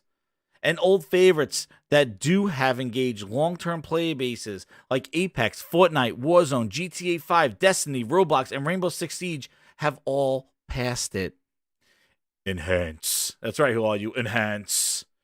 I'll use my neural net processor, a learning computer, and zoom in and read the facts. Not disabling no ad blocker. Screw that. To use my neural net processor. Halo Infinite is poor performance on Twitch outside of a major event. It routinely has sub 1,000 viewers, 704 at the time he's writing this, putting it far outside the top 100 most watched games on Twitch most of the time.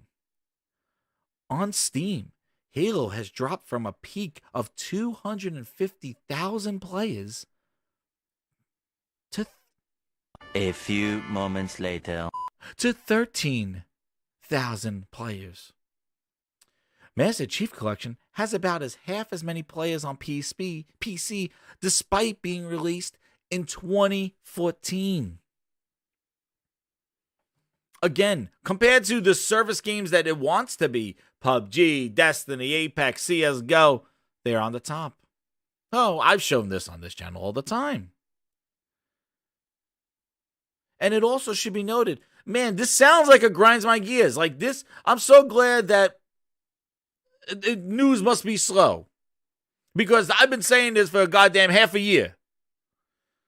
It should be noted that Halo Infinite is either as widely available than more of its competitors, given that the multiplayer component is free and its campaign is available through Game Pass. And what?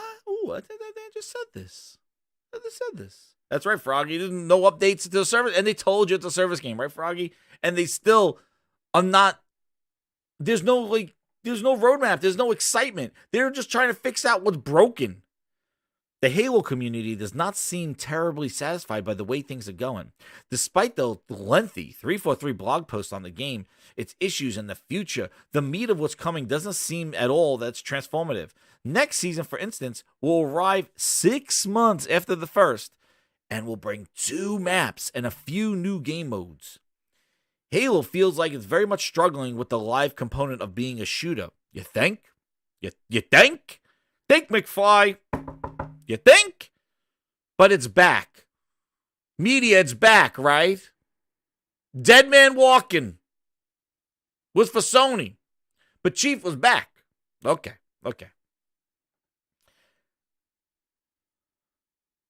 Halo feels like it's struggling with the live component of being a shooter, and its competition has been doing this sort of thing for years, and it's playing catch-up. Catch-up.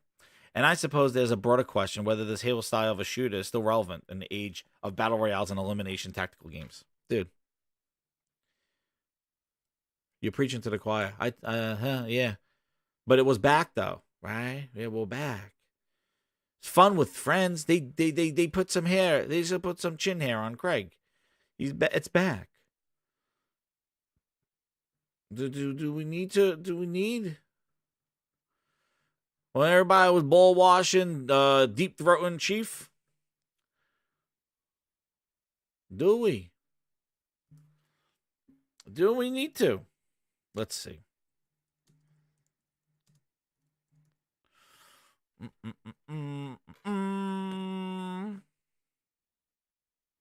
Let's see. Well, oh, no. Let's go back. Let's hear how Halo was back. Because I can tell you right now, what Halo launched with wasn't enough. Like, that's the thing. Even Digital Foundry went back to say, hey, what we're playing now, what we played then, it's the same. Like, it's the same thing. They didn't do anything.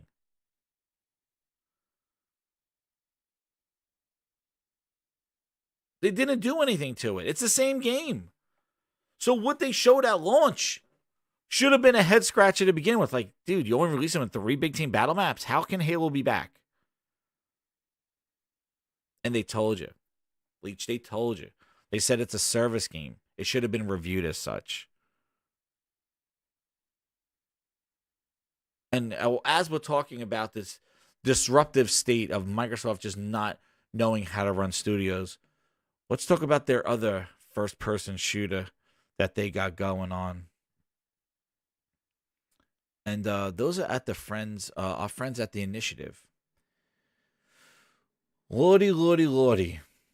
Talk about perfect help needed. They have a hemorrhaging of people to leave this studio. So a bunch of people came out of their thing. So we knew Drew Murray left. He went back to Insomniac. He went back to Insomniac and released he went back to he did the Ratchet and Clank, right? Frog Link, he did Ratchet and Clank, right? Drew Murray. He went back to there to do that. But the Initiative. Ratchet and Clank. He went back. It's not Insomniac. Insomniac, you're right. It was Insomniac. He went back. He went back to Insomniac to work on Spider-Man 2 and Wolverine or something like that. That's what he did. Then, so we got, so then what happens is that they have another person leave over a couple of days ago. And then this one, it's the Perfect Dark game director. Oh, Lord. The game director, Dan Newberger. Are you going to? There's more than him, right? Oh, yeah, I got the list. Okay. So Dan Newberger, left the California-based studio last month. His profile page currently flags him to looking to work elsewhere. Game director. Newberger had worked at the Initiative for nearly 4 years and was previously the game director on Tomb Raider series at Crystal Dynamics. You know, the bootleg Avengers studio. They're actually working on Perfect Dark. And then I saw some people on Twitter going like, well, I think we know that the Initiative is kind of like maybe this kind of think pool of devs. And then when they come up with something, then they get another studio to work on it. Holy Spirit, activate. Holy Spirit, activate. Holy Spirit, activate. Oh, shit. Holy Spirit. What? What? They built the studio on the boardwalk with the sunsets just to sit around and think about a game that they want to make. And then, of all the studios to make Perfect Dark, you got Rare sitting there, Everwild. What is that? Oh, I don't know. You go to Crystal Dynamics, world renowned, like Smilegate, who made Crossfire X, world renowned Crystal Dynamics, the famous bootleg Avengers, goddamn Times Square Spider-Man. You tap them on the shoulder. They first off, they don't even make first-person shooters. You go tap on Crystal Dynamics' shoulder to make Perfect Dark when you got Rare sitting on nothing. Sea of Thieves friggin' updates. Can't figure out what Everwild is. We saw that 3 years ago. You announced Perfect Dark with a logo 2 years ago. And of all the studios that you have and that you could choose from, you go pick world famous Crystal Dynamics to work on your premier first-person shooter, because Halo is not the premier first-person shooter anymore. And then your brain pool of devs that you hired when everybody was happy that the janitor from Naughty Dog went over there, the valet guy from Santa Monica went over there, the Tony went over. He went over there, drew some peach fuzz on people. When you were cheering of all these people getting hired there, the game didn't even release yet. We didn't even see gameplay to this game yet. And Drew Murray and Dan Newberger leave a year later. But wait a second. I'm going to pull out my frigging Billy Mays. But wait. There's more. Midnight Billy Mays. Lee Davis. These are leads. These are not support staff. These are game directors. These are head people This is a lead gameplay animator. He's like, and they're there for 2 to 3 years since the initiative's inception. He went to Deviation Games for a month. Isn't that the new studio that they? Isn't that a new That's working studio? on Sony, yeah. Deviation. Yeah. And then here's our good friend Cobrel. As Dustin Liguri says, he's an Xbox fan, so I don't know what he has no inside knowledge. Jeez, that's the pot calling the kettle black, is it? Dustin Liguri was covering the Cobrel, and he goes, he's an Xbox fan. You admitted that you're a fanboy on your own channel. But he doesn't have inside knowledge, but this is speculation. But anyway, this is what Cobrel says. You know, he has to be optimistic, fluffing up Phil Bowles. He goes, lead gameplay animator also gone. I have no idea what to think anymore. They're breaking him down. The biggest fan of them all. He's broken down. He's shocked. Cobrel, he's speechless. Phil has taken the words out of his mouth, Meatloaf style. You took the words right out of my mouth. It must have been when you were bullshitting me. You took the words right out of my mouth. It must have been when you were bullshitting me. Yeah. Phil's bullshitting so much. The fans are speechless. You know, Jez, I do not believe this is the original title that they started working on. I think they probably were going to be working on a new IP. I mean, why would you build this studio to make Perfect Dark? It doesn't, and then bring in what Crystal Dynamics to help you. It just doesn't make any sense. I believe whatever they were working on got scrapped in the beginning, and that's why Drew Murray left. Do you remember Phil playing it? I played it. His daughter played it. What's the guy who went back to Insomniac? Yeah, he was playing it. Yeah, Drew Murray. And then Dan Newberger. I don't believe that was Perfect Dark initially. Now, because here, like, if you look up, what was it, Phil at Initiative, he was playing the game in, what was it? Oh my God. Where is it? Wait, Phil playing at Initiative. Where is it? Dude. Here it is. You think.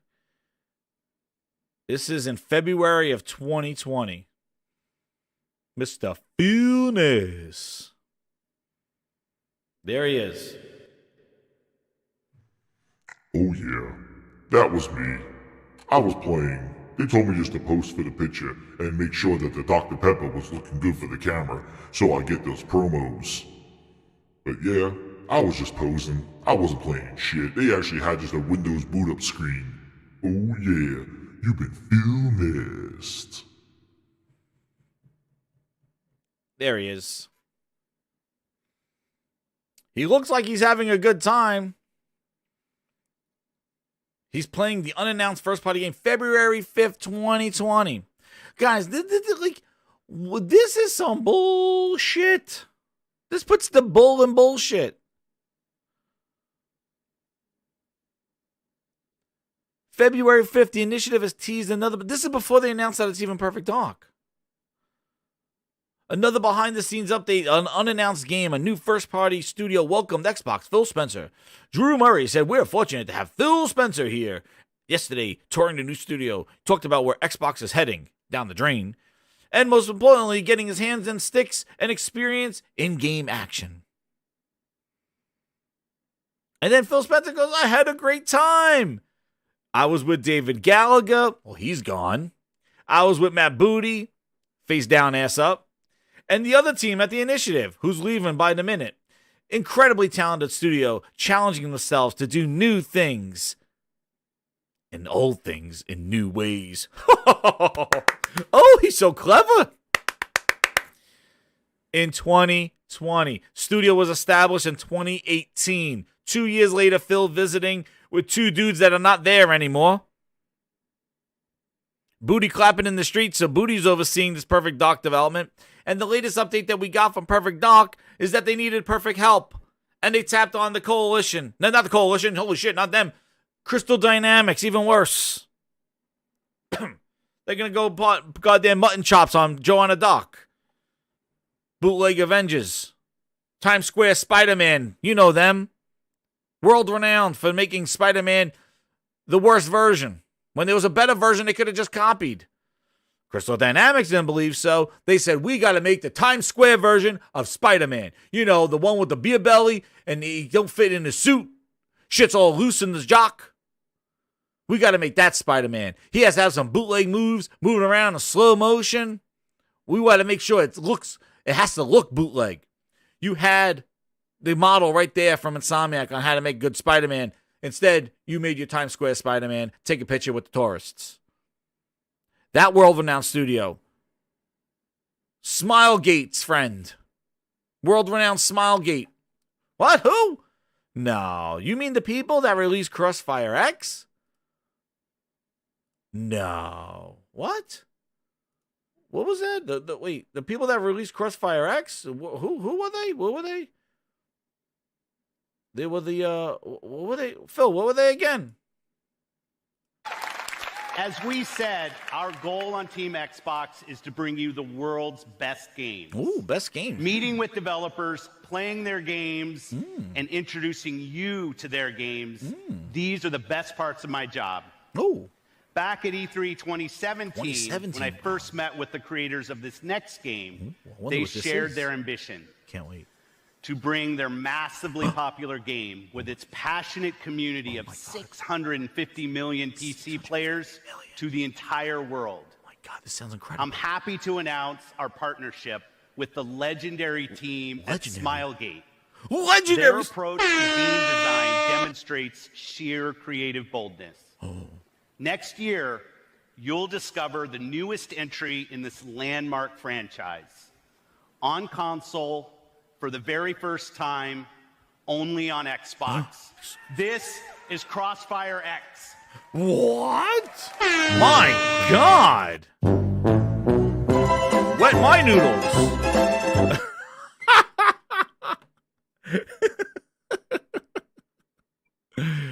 What are we doing?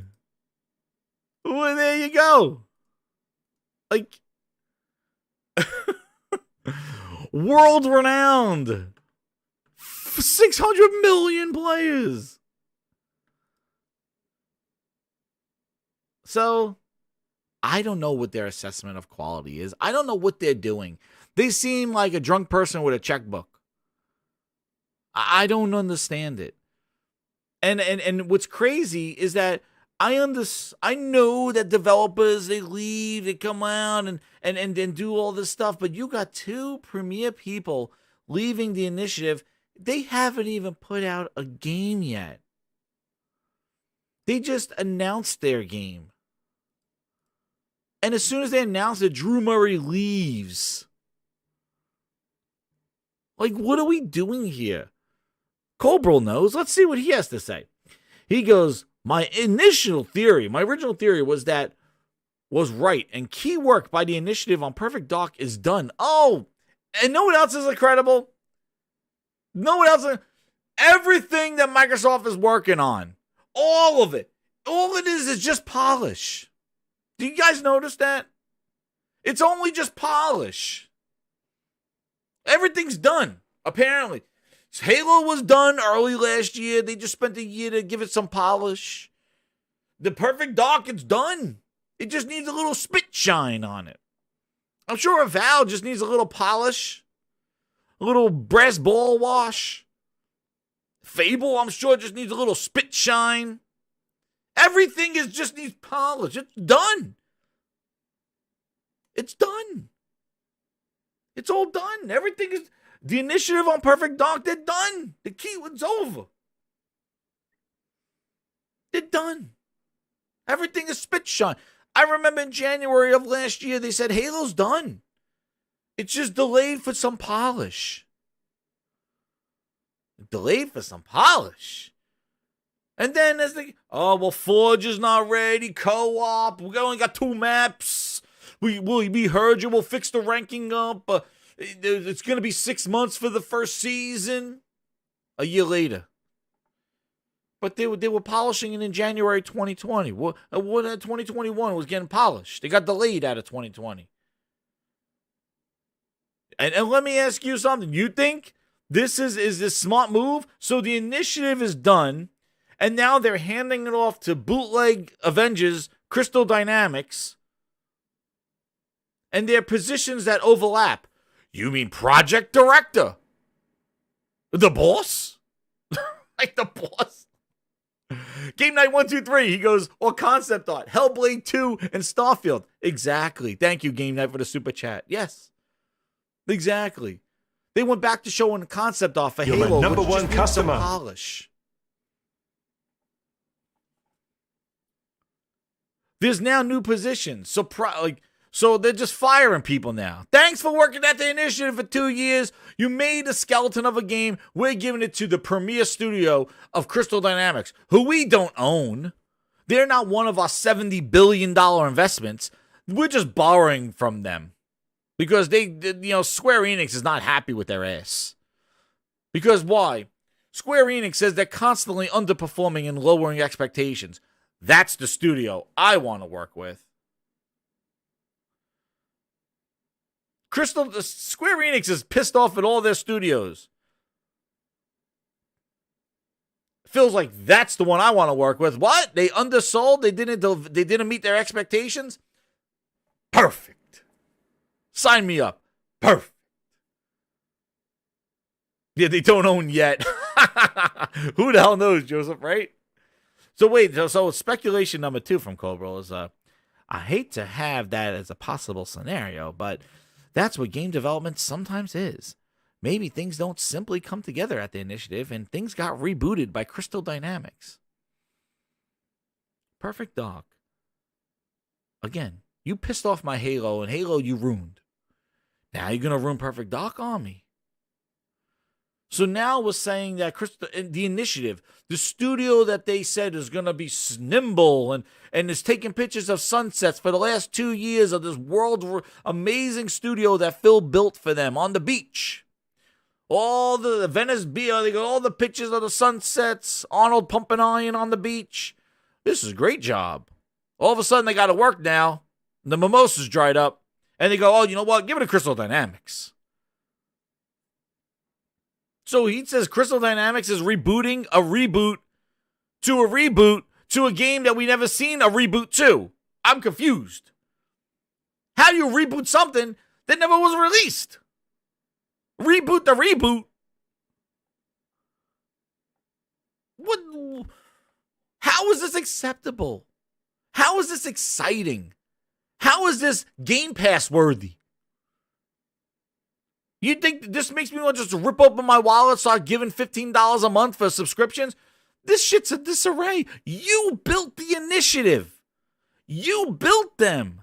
You handpicked the Avengers of goddamn game development. You plucked people from Naughty Dog, from Santa Monica. Handpicked them all. I scratch my head to say, why would you take all these people and make Perfect Dark? Make them make something new. Why give them Perfect Dark where they got to worry about a franchise and staying true to just give them something brand new so there's no expectations.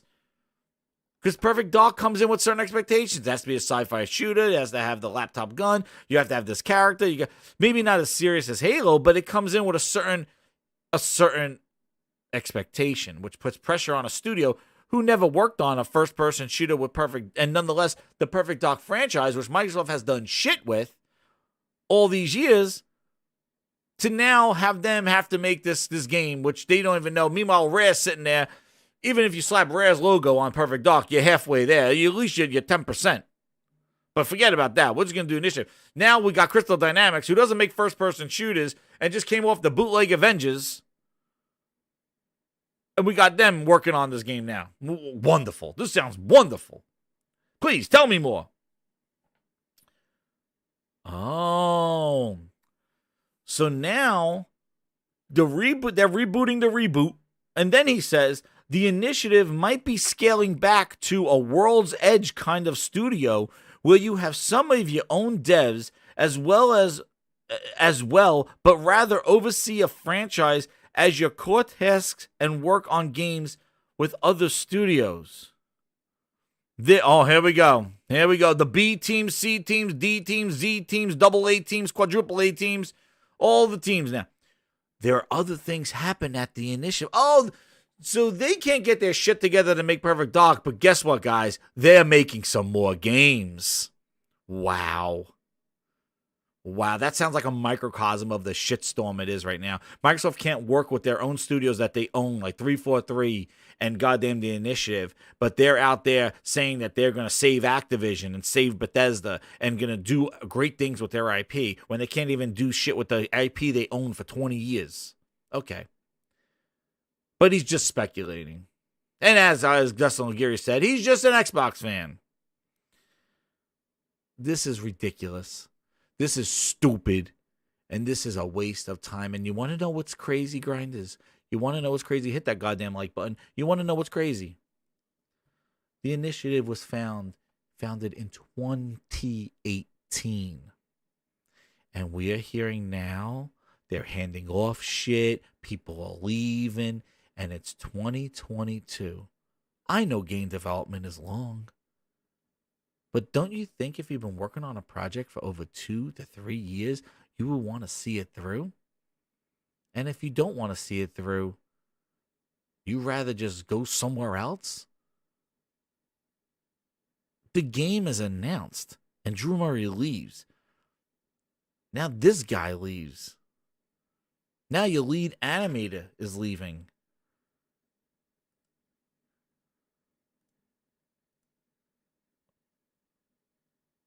Like, and on top of that, you look at the people at 343.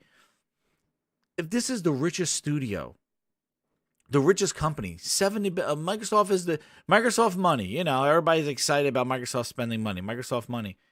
If this studio has all these people, all this money, and all this ambition, and it's the best place to work, and they're buying, let me ask you something. The Sandbox lead for 343, talking about Day One Guns, leaves once the Sandbox launches. Like, excuse me, like when they're leaving is very suspect, and that's the point I'm trying to make. Is just that's very suspect as to when these staff members, like when they're leaving. You think once things are getting ramped up and once things release, like. You think that, hey, and you know what? Billy Mays style? But wait, there's more. There's another person that left. Senior designer at the Coalition. He left the Initiative to go work at the Coalition. After 2 years and 10 months, almost 3 years at the Initiative, the senior designer moved over to the Coalition. He was a senior designer at the Initiative, and now he's a senior designer at the Coalition. I don't get it. You would think they're ramping up for a new game. You would think that Perfect Dark might be further ahead of, like, unless Crystal Dynamics really took this over. That could be it. Like, it could be, like, exactly what that Corporal says. Dude, like, maybe Crystal Dynamics came in with the friggin' Hail Mary and just said, hey, guys, tap out. You're my number Initiative, one customer. Tap out. Like, I don't know. Like, maybe Crystal Dynamics came and saved them. That was an announcement. It was an official announcement. It wasn't a rumor. It was like Crystal Dynamics is working with us now. Like, it's something. It was like the hand the baton off. Now you're getting Perfect Dark by Crystal Dynamics. Oh, man. I don't get it. But Game Night 1, 2, 3. The 5, he goes, I wouldn't be surprised if we see a glimpse for Spider-Man 2 by the end of this year before we see anything substantial for Perfect Dark. I agree. You know what else is interesting, Game Night? Thank you very much for that transition. Shout out to the Game Night. Yeah. Talking about studios that don't know what they're doing and studios that are working what they're doing. I'm jumping right to here right now.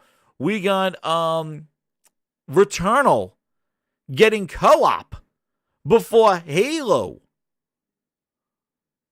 You want to talk about game night, talking about seeing stuff before somebody else? Sony does a state of play on Thursday and announces that Returnal is getting co-op, campaign co-op, and a combat tower. And it's coming on the 25th of March. It's not coming later this year.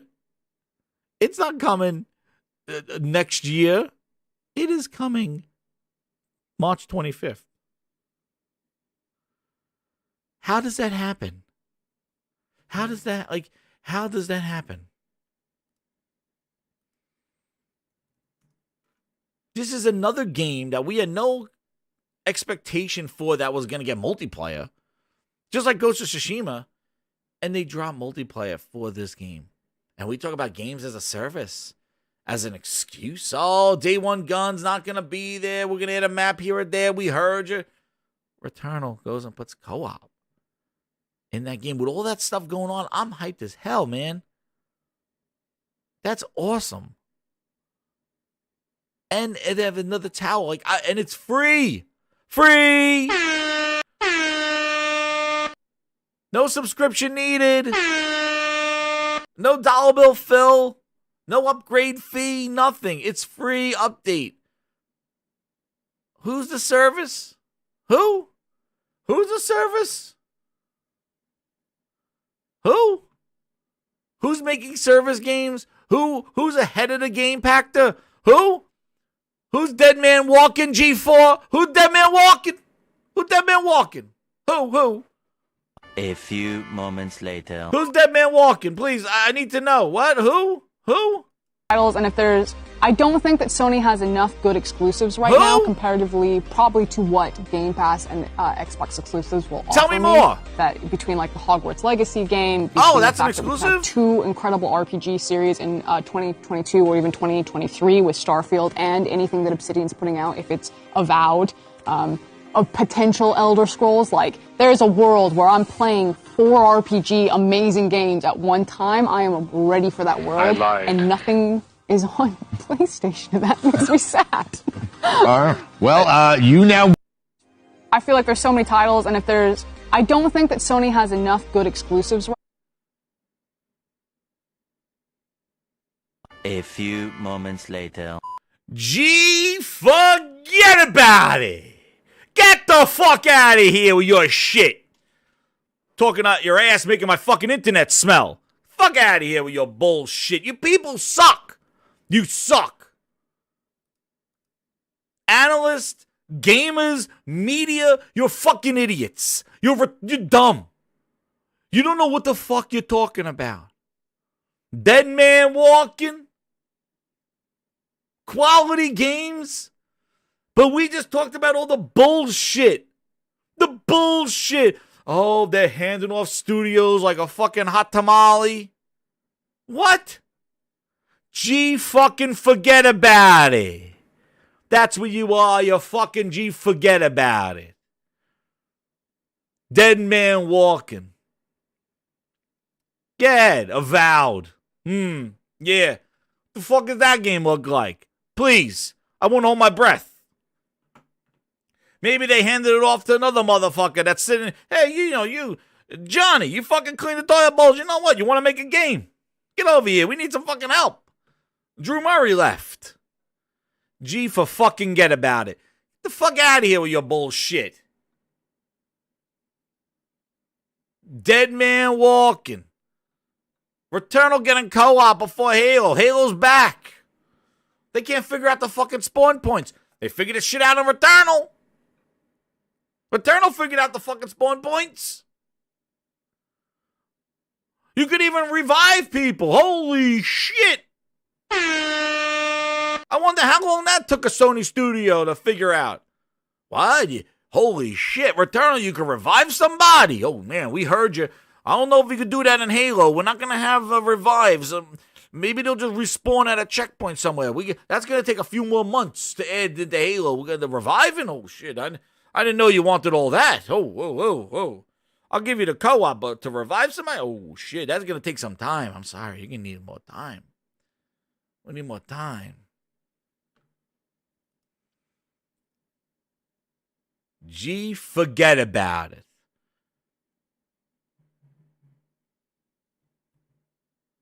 That's what they are. Games as a service. Day one guns. Sony don't know multiplayer. Oh, yeah, they're doing a pretty damn good job. I'll say the initiative don't know how to make a goddamn game.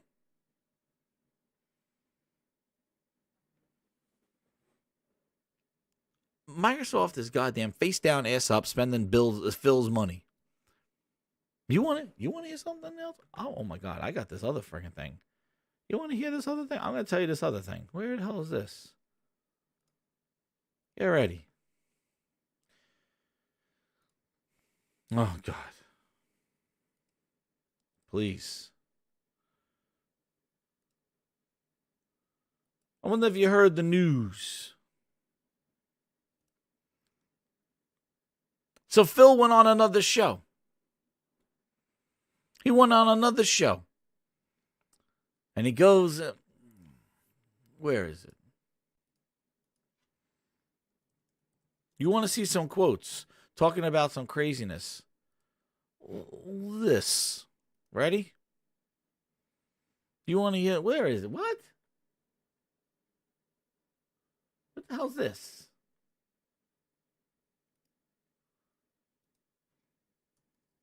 Oh, he rebranded his shit.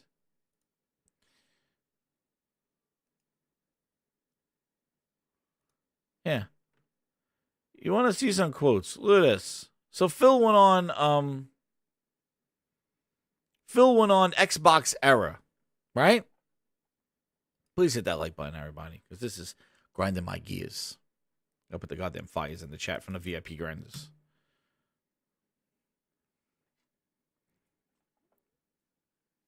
Frog, get ready to hear this. I know Frog is playing some games. I'm like blasting in his ear, yelling. But I had to grind the gears. You knew those were coming off a Friday, the Salty's podcast, man. I'm like gone. I'm like ready. Ramped up, grinders. Oh, no. I hear you. All right, Frog. I don't want to be yelling the ears. But hear this quote. Ready, Frog? We're talking about the incompetency of these studios, right? Phil Spencer went on Xbox era, and he says this. We want to get to a point where there's a steady flow of great games that are coming, that the customers can predict. We're going through right now. You know, we don't have a big game this quarter. And so Matt and the teams, Matt Booty, clapping in the streets, and the teams, the ZeniMax teams, we want to get to the point where we have a really great on-ramp for our platform and games that people can get excited about on a regular basis. And there's still work to do there as we work through COVID and everything else. So I won't say we have too many games. As we work through COVID, I saw that. I saw 3 shades of red, grinders. When I heard that quote, I saw blood red.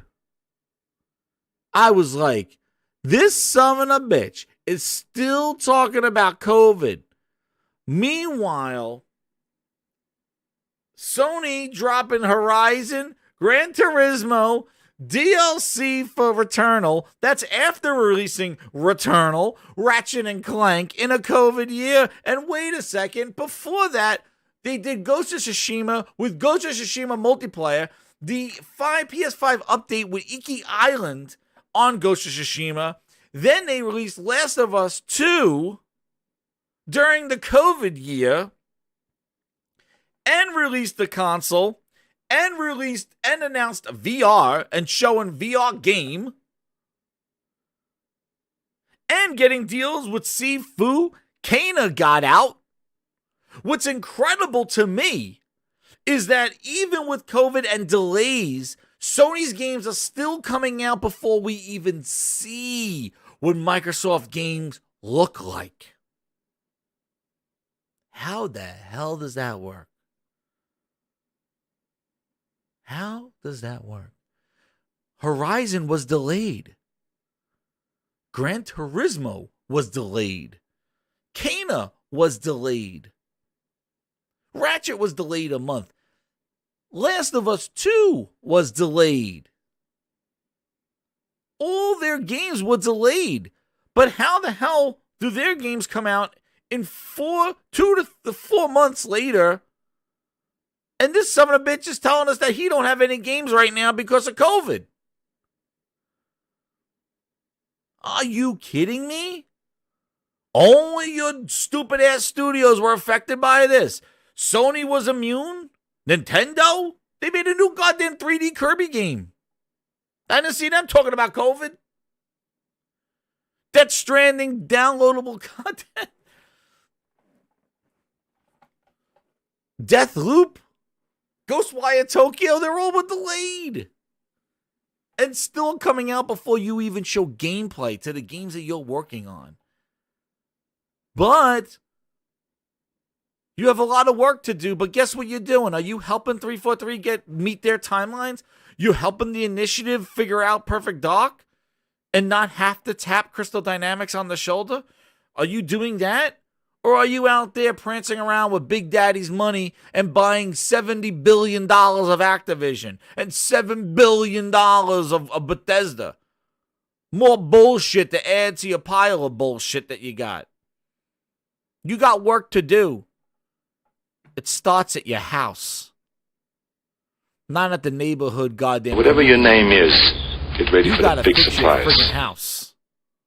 Shout out to Lauren Cox. Just joined the Grindhouse. Thank you, Lauren. Thank you. Lauren Cox. There it is. Matt Booty's ass cheeks are so chapped. Feels like, yo, I'm buying Activision. Matt Booty's putting fucking petroleum jelly on his ass. They're so chapped. He's been clapping so hard at on these pole dances. Getting people coffees. 2 sugars, 1 cream. Xbox donuts. But Frog, how does this happen? How is Sony and Nintendo immune? They're releasing and they're delaying games. This dude's making oh. Frog, how's this happening? Because I got another punchline for you. Hey, they don't care about games. I think that's the answer right there. But Frog, I got another punchline for you. You want to hear the other punchline? Oh, goodness gracious. Yeah, I'm ready, You heard I'm ready that, for right? it. Oh, well, here it is. I got another punchline for all the grinders here. You saw that quote, right?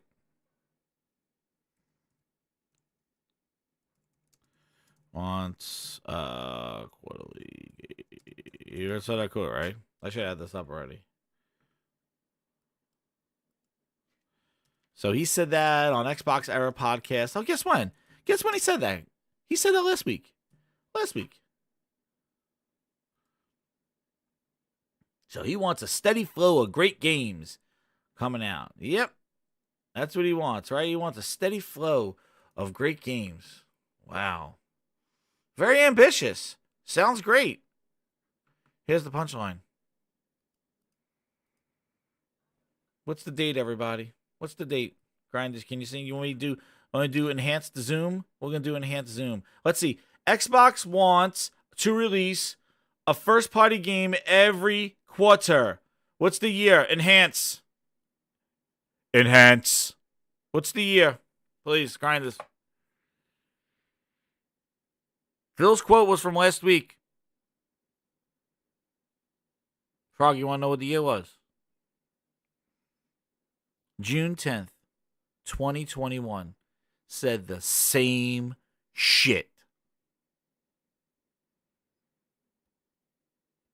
Just under a year ago. They want to release a new first-party game every quarter. 2021. He is feeding you the same bullshit. He's sowing your asshole, and he keeps feeding you, and feeding you, and feeding you. That's what he's doing. This is pathetic. This is fucking disgusting. It's so wrong. This should be fun. It should be about games, fun stuff. They are bullshitting you all through they're dragging your ass through the mud. They want to release a game every quarter. They said it in June 2021. Booty clapping in the streets. Let's see. They got to do better, right? Bravo. Frog, he needs to do better, right? Wait a second. What else did he say? Means when I think about He needs Xbox, to do more than better. we have work to do there. We haven't done our Wait, best he work said over the something last else. few When years. was this, Phil? Means when I think about Xbox, I'm going to think about quality games. We have work to do there. We haven't done our best work over the last few years with our first party output. I've that's said always that that's always been a hit on the company on that. Whenever I hear some. Oh, and that was 2019 that he said he have, when you think of Xbox, you got to think about quality games, and we got some work to do there. We haven't done our best work in the last few years. He said that in 2019, referring to the last few years as 2017, 2018, and 2019. Then, 2020, we want to release games every quarter. Did they? They released Forza and Halo. Halo's still missing in action. We talked about Halo already. Then comes on a podcast in March. We're not there yet. Would you say, Phil? We're not there yet. We still got work to do there. We still got work to do there. We still got work to do there. Enough from me. We're going to have the games do our talking. You're talking years. You're talking years.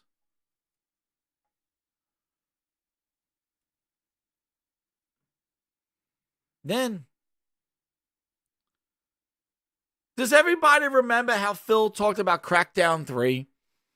Oh, Crackdown 3 is going to be up there with Halo and Gears. I saw it.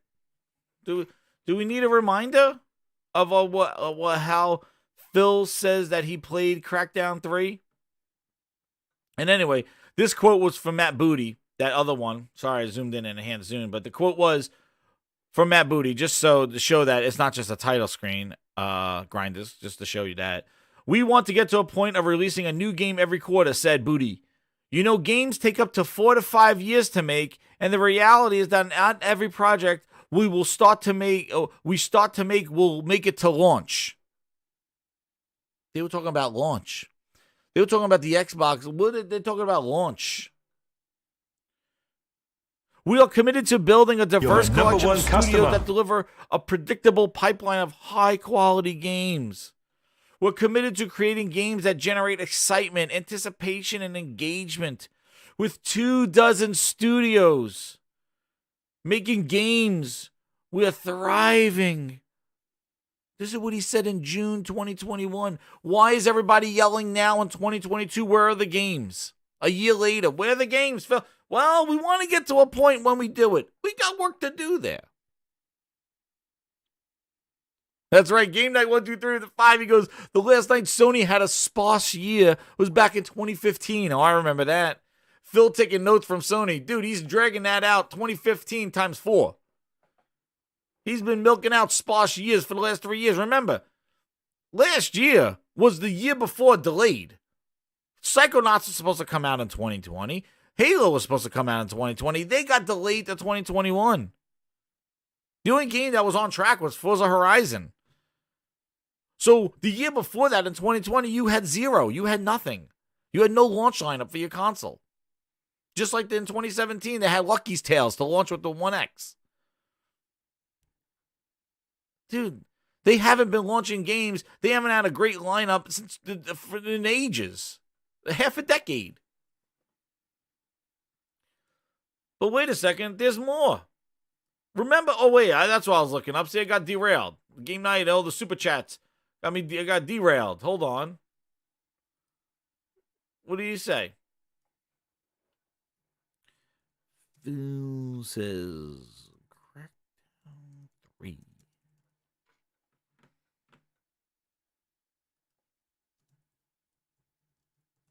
There we go. The hell happened to my thing?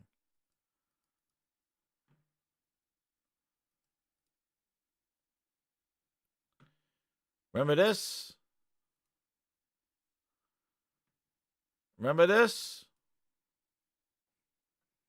Let's see if the grinders remember this.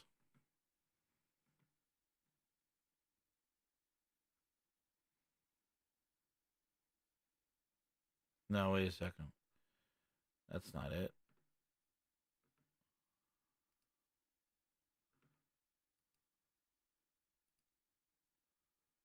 Wait a second. Here it is. Oh my god, it's even worse than I thought. I forgot about this. So just to give you some history lessons, guys. Just to give you some histories. I quote. This is like guess the Phil Ness. You know what? Let's do guess the Phil Ness. Oh yeah, let's guess the Philness. Here we go, grinders. So, if you're new to this game, these are quotes that I said, and you need to guess the year that I said them.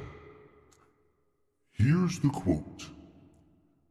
Just played Crackdown 3 with Shannon Loftus. She's not there anymore. Best Crackdown experience I've had. Agent control, world is very alive, diverse enemies, really, really fun. Guys, can you guess the Phil Ness? When did he say that quote? Crackdown 3 was the best Crackdown he's ever experienced.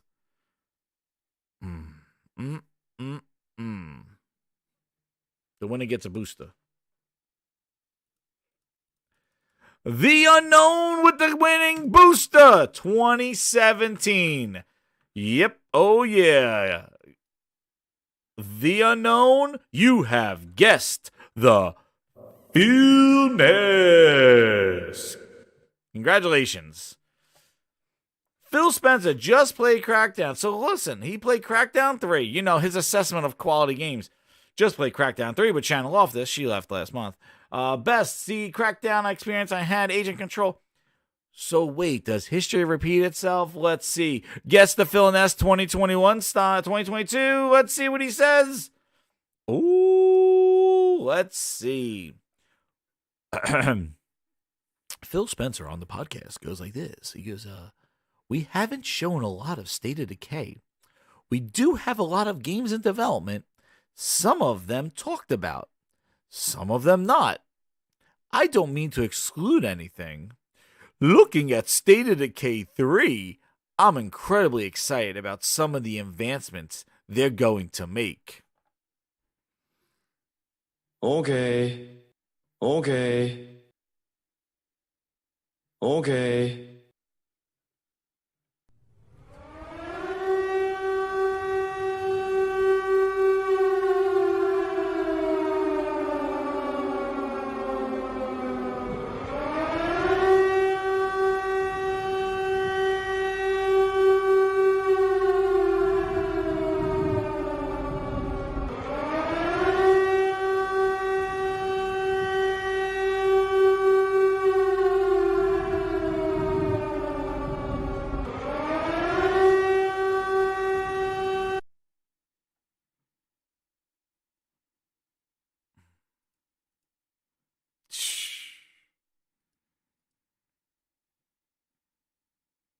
Yeah.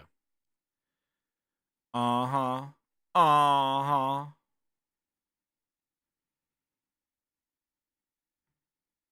Yep.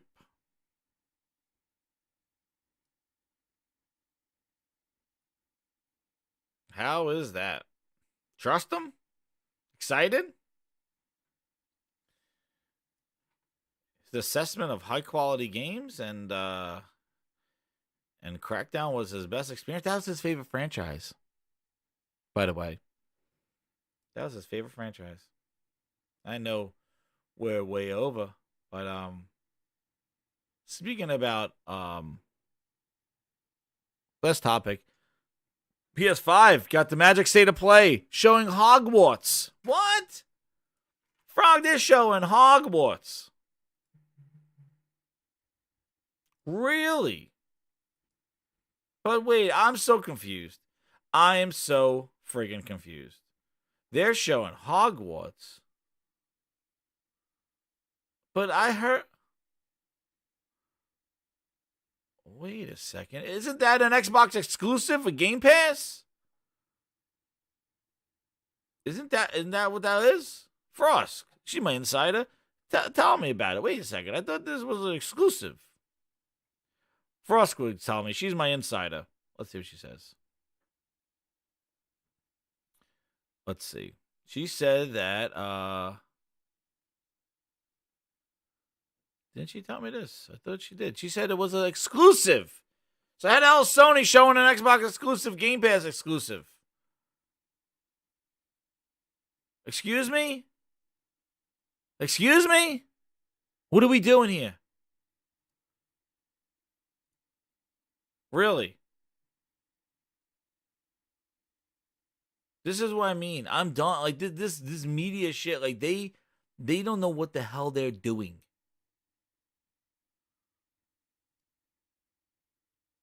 I don't get it. Hogwarts being shown on a state of play on Thursday. This is a back-to-back state of plays, right? Right? Back-to-back state of plays. They're showing this now. And where's my thing? I gotta find it.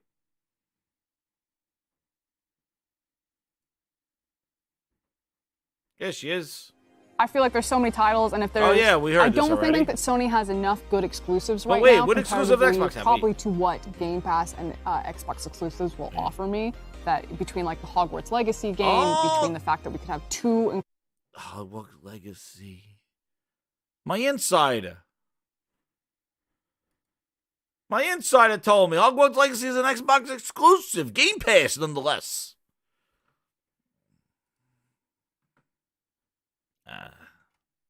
I don't know what to say. All I know is that there's a lot of this craziness out there. I don't know. I just don't know. You know, there's people that go make fun of other Twitter, like people like just like fun of like fans, which I think is wrong. Like you shouldn't make fun. Like people are fans of whatever they want to be a fans of. I don't go after fans. Like fans, you want to be a fan of something, be a fan of something. But when you're a company, you're a corporation. When you're a representative. People have hard time comprehending. That's right. That's what I mean. Like, no people, no. But when you're a corporation, when you're media, when you're a $1 trillion company, when you're a media website of gaming people with Adam Sessler and friends, you're a media website that puts review scores on Metacritic, and your review is received and by your readers, and you respect your readers. You have a responsibility. And not letting bullshit hit the fan. You don't come out there and go, Horizon's one and done. The Elder Scrolls is forever. Review 6 out of 10 for Horizon. Excuse me. You're the goddamn Washington Post. What the fuck you mean one and done? There are games that are one and done. Maybe it's Halo. It's back. Nobody's playing it. That sounds like a one and done game. Horizon doesn't know one and done, but it is. And that's where you want to go run around, Gene Park. And then G, forget about it. Oh, we had that thing where she called out everybody talking about eye candy. Oh, G4 is looking for those clicks now. What happened? To be nice on the eyes for you. Morgan Webb, Olivia Munn did not exist to be nice on the eyes for you. What happened? What this? The same show? What happened? Hold on, wait a second. There's something. What happened? So why did it exist? Frog, wait a second. Frog, did you see this? I don't get it. Something happened here. Wait, is that the same website? Olivia Munn did not exist to be nice on the eyes for you. What happened? Oh my God! Oh my goodness! They got Amaranth in the pool with a bikini on. Is this the same website? The same channel? But Amaranth is not included. Is that meant for the eyes? What happened? What happened? Did I forget it? But are those two different shows? What happened? Did somebody miss the message? Somebody didn't know the assignment? What happened? Oh, what happened, G4? You hurting? You hurting? You hurting, G? Forget about it? You hurting? So you gotta go to that clickbait now? You gotta go get that clicking now? Seems like what happened to the previous G4. Yeah. What happened? She ran her mouth on that thing. Yeah, inspiration, right? And then you go have your clicking. What happened? Somebody didn't get the assignment. What about all the writers? Hey, you don't review games either. That wasn't that thing. I don't review games. Somebody tells me what I should say on the camera. Fred and Tammy and Bill, they review the games. They just write it and I read it. But don't get mad at me. I didn't review it. I won't play them. But I said it's Sony's Dead Man Walking. They don't exist for your eyes. What's that? What the hell does that have to do with gaming? The girl in the goddamn friggin' ball pool. What happened, G4? What happened, G? Forget about it? What happened? You need those clicks? You need those clicks? Is that what happened? What happened? Nobody, because you basically said that you can't be a good, credible resource for gaming. You don't review games. Fred and Tammy behind the camera reviewed them. You're just talking heads.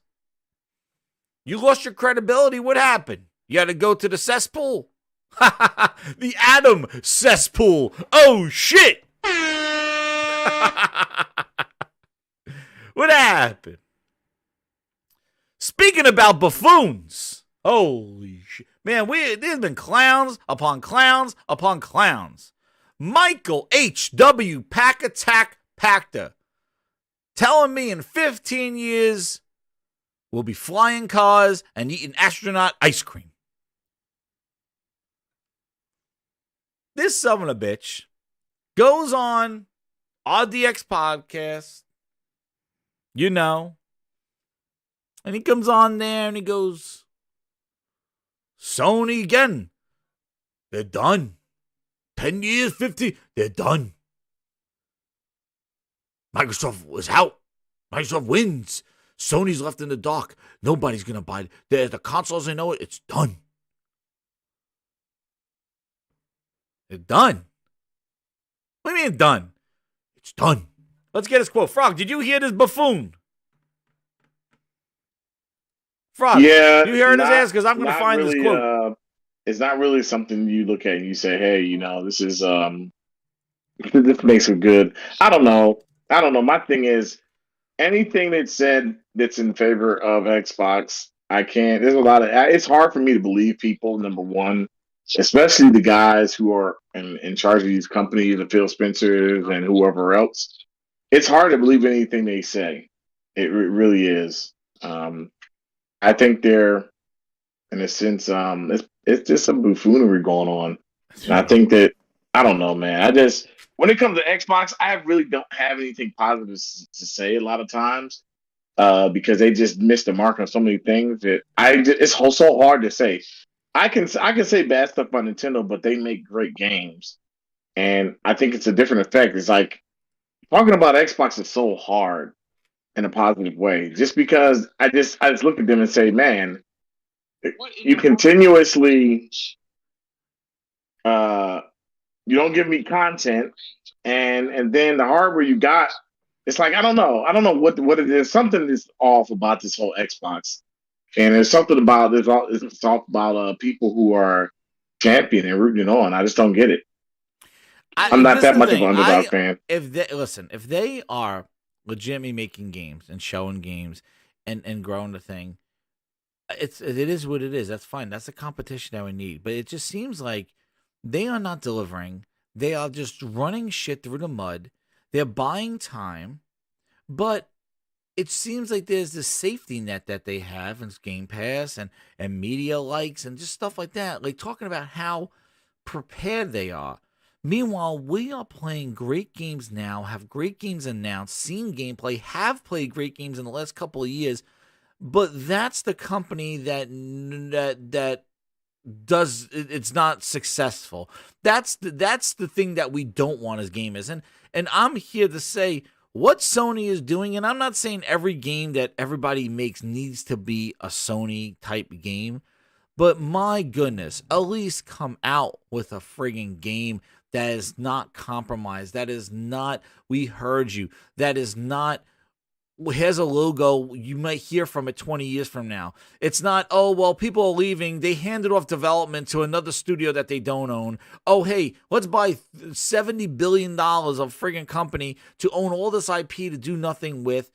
And it's just like, I don't find that to be exciting, that to be something that other companies should strive for, because look at it. Look at these Xbox shows. Look at what they're saying. Where are the games? Where are the release dates? You say that you want to do one a quarter, a game a quarter. You talk about you needed quality games in 2019 and then release Halo looking the way it does after a year delay, after a year after you said you want quality games, and you show Craig and Poppin with your premier franchise. Why is the carpet not matching the drapes? You're saying you believe in quality games and Xbox is quality, but then you approve the Halo friggin' Craigless face and show Poppin? Whoa. Are you saying that Xbox is a redhead, but they're portraying it as a blonde? Is that what you're saying? Dude, I'm saying that they talk out one side of their mouth and do something else. What I don't understand is like how you talk about Xbox means quality, and then your premier franchise over 20 years, you show Craig and Poppin looking like that on your showcase, and then defend it a month later, and then delay the game for a year for spitstein and polish, and then talk about delays and features, short maps, trees, a short story, cut the game short. It's a service game. Don't worry about it. How does that match up? And how do you say that that's what you want to be? That's what Sony should be. That's what Nintendo should be. Like what? A liar? That I'm on this show going, I got no games to play because friggin' Sony decided to go down the friggin' Microsoft route of bullshitting us? Now, Sony has their own bullshit, obviously. They're not perfect. But at least they're coming out with games that are exciting and moving the industry and making the console that I spent the most money on worth the damn. Not trying to tell me about Xbox Keystone and PlayStation Keystone and shit. Meanwhile, they haven't done anything with the Xbox Series X Stone. You goddamn could remap the share button. The one feature they added to the controller, they want you to remap the shit because they're not fixing shit. They said, oh, use the share button to launch achievements. Dude, it was, why don't you improve your screen capture and your screen recording to make use of that new button you put onto the new system? You say remap it because what? It's an appendage. You know, it's an appendix. We don't need it. It's just a vestigial organ, a vestigial button that we put on the new console to sell you a new controller. But I digress. Back to Clown A. He goes, I think PlayStation is doomed, and I think they're going to cease to exist as we know it in about 10 years. Packer will be 80 years old. They can't compete. They have no chance of competing. They're not a couple of years behind. It is an insurmountable lead. This is what he said. Now, he was speaking about, let's talk about, Tears of a Clown. Let's talk about, he's talking 10 years from now.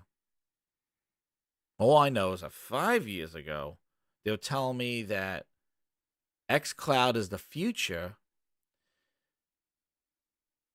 and 5G was going to bring the new foray of cloud gaming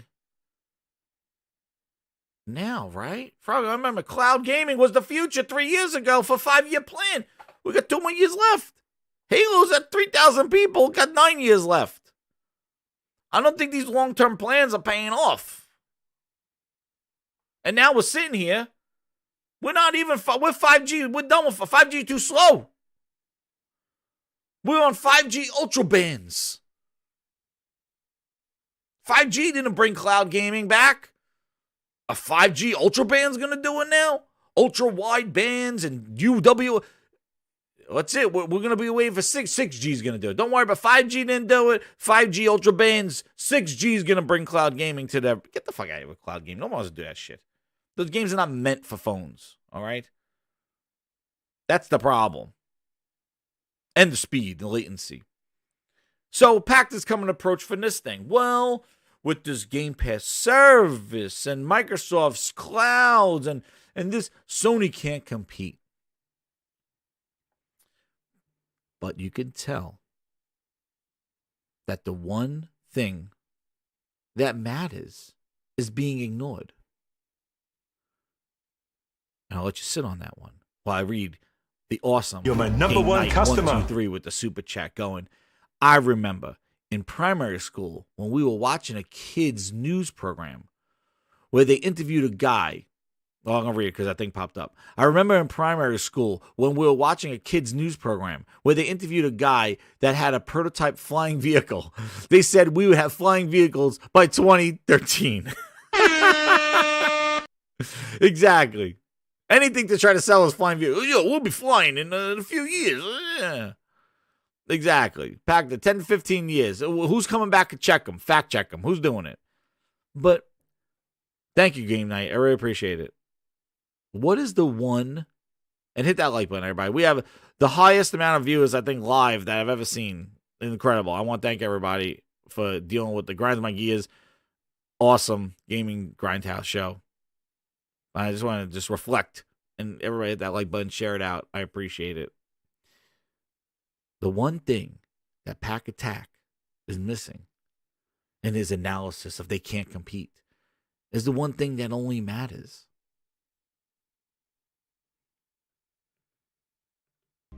Enough from me.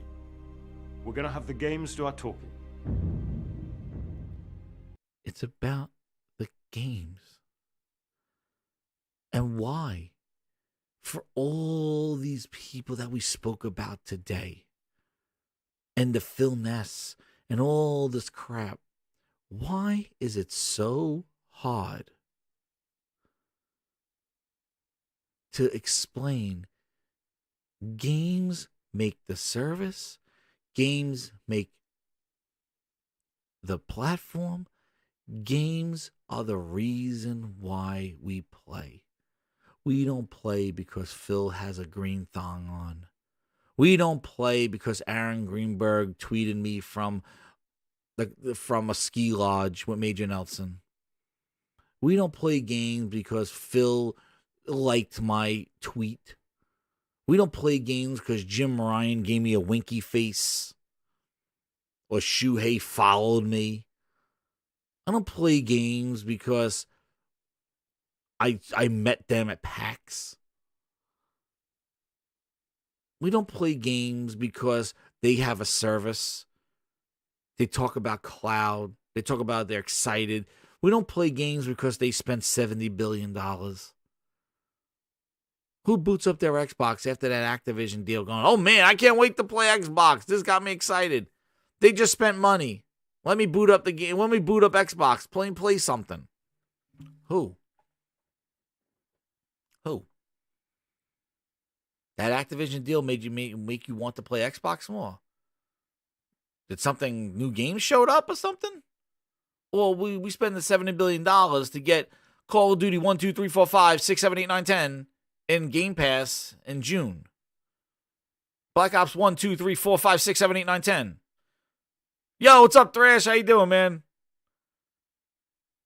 Is that what we're doing? We're spending $70 billion to boot up our Xbox next year to play all the Call of Duties and Black Ops in the past. That's what it's for. Pacta. It's about the games. And we've seen it with Disney+. Sony and Nintendo are building their library. They're building the games that you want to play, that you want to experience. So whenever they decide to start up a service to compete, because maybe service games is the future, guess who's sitting on boatloads of content that they could just go, guys, $15 a month, you could play Forza Horizon, you could play Horizon Zero Dawn, Gran Turismo 7, God of War 1, 2, Ghost of Tsushima. Yeah, look at that lineup.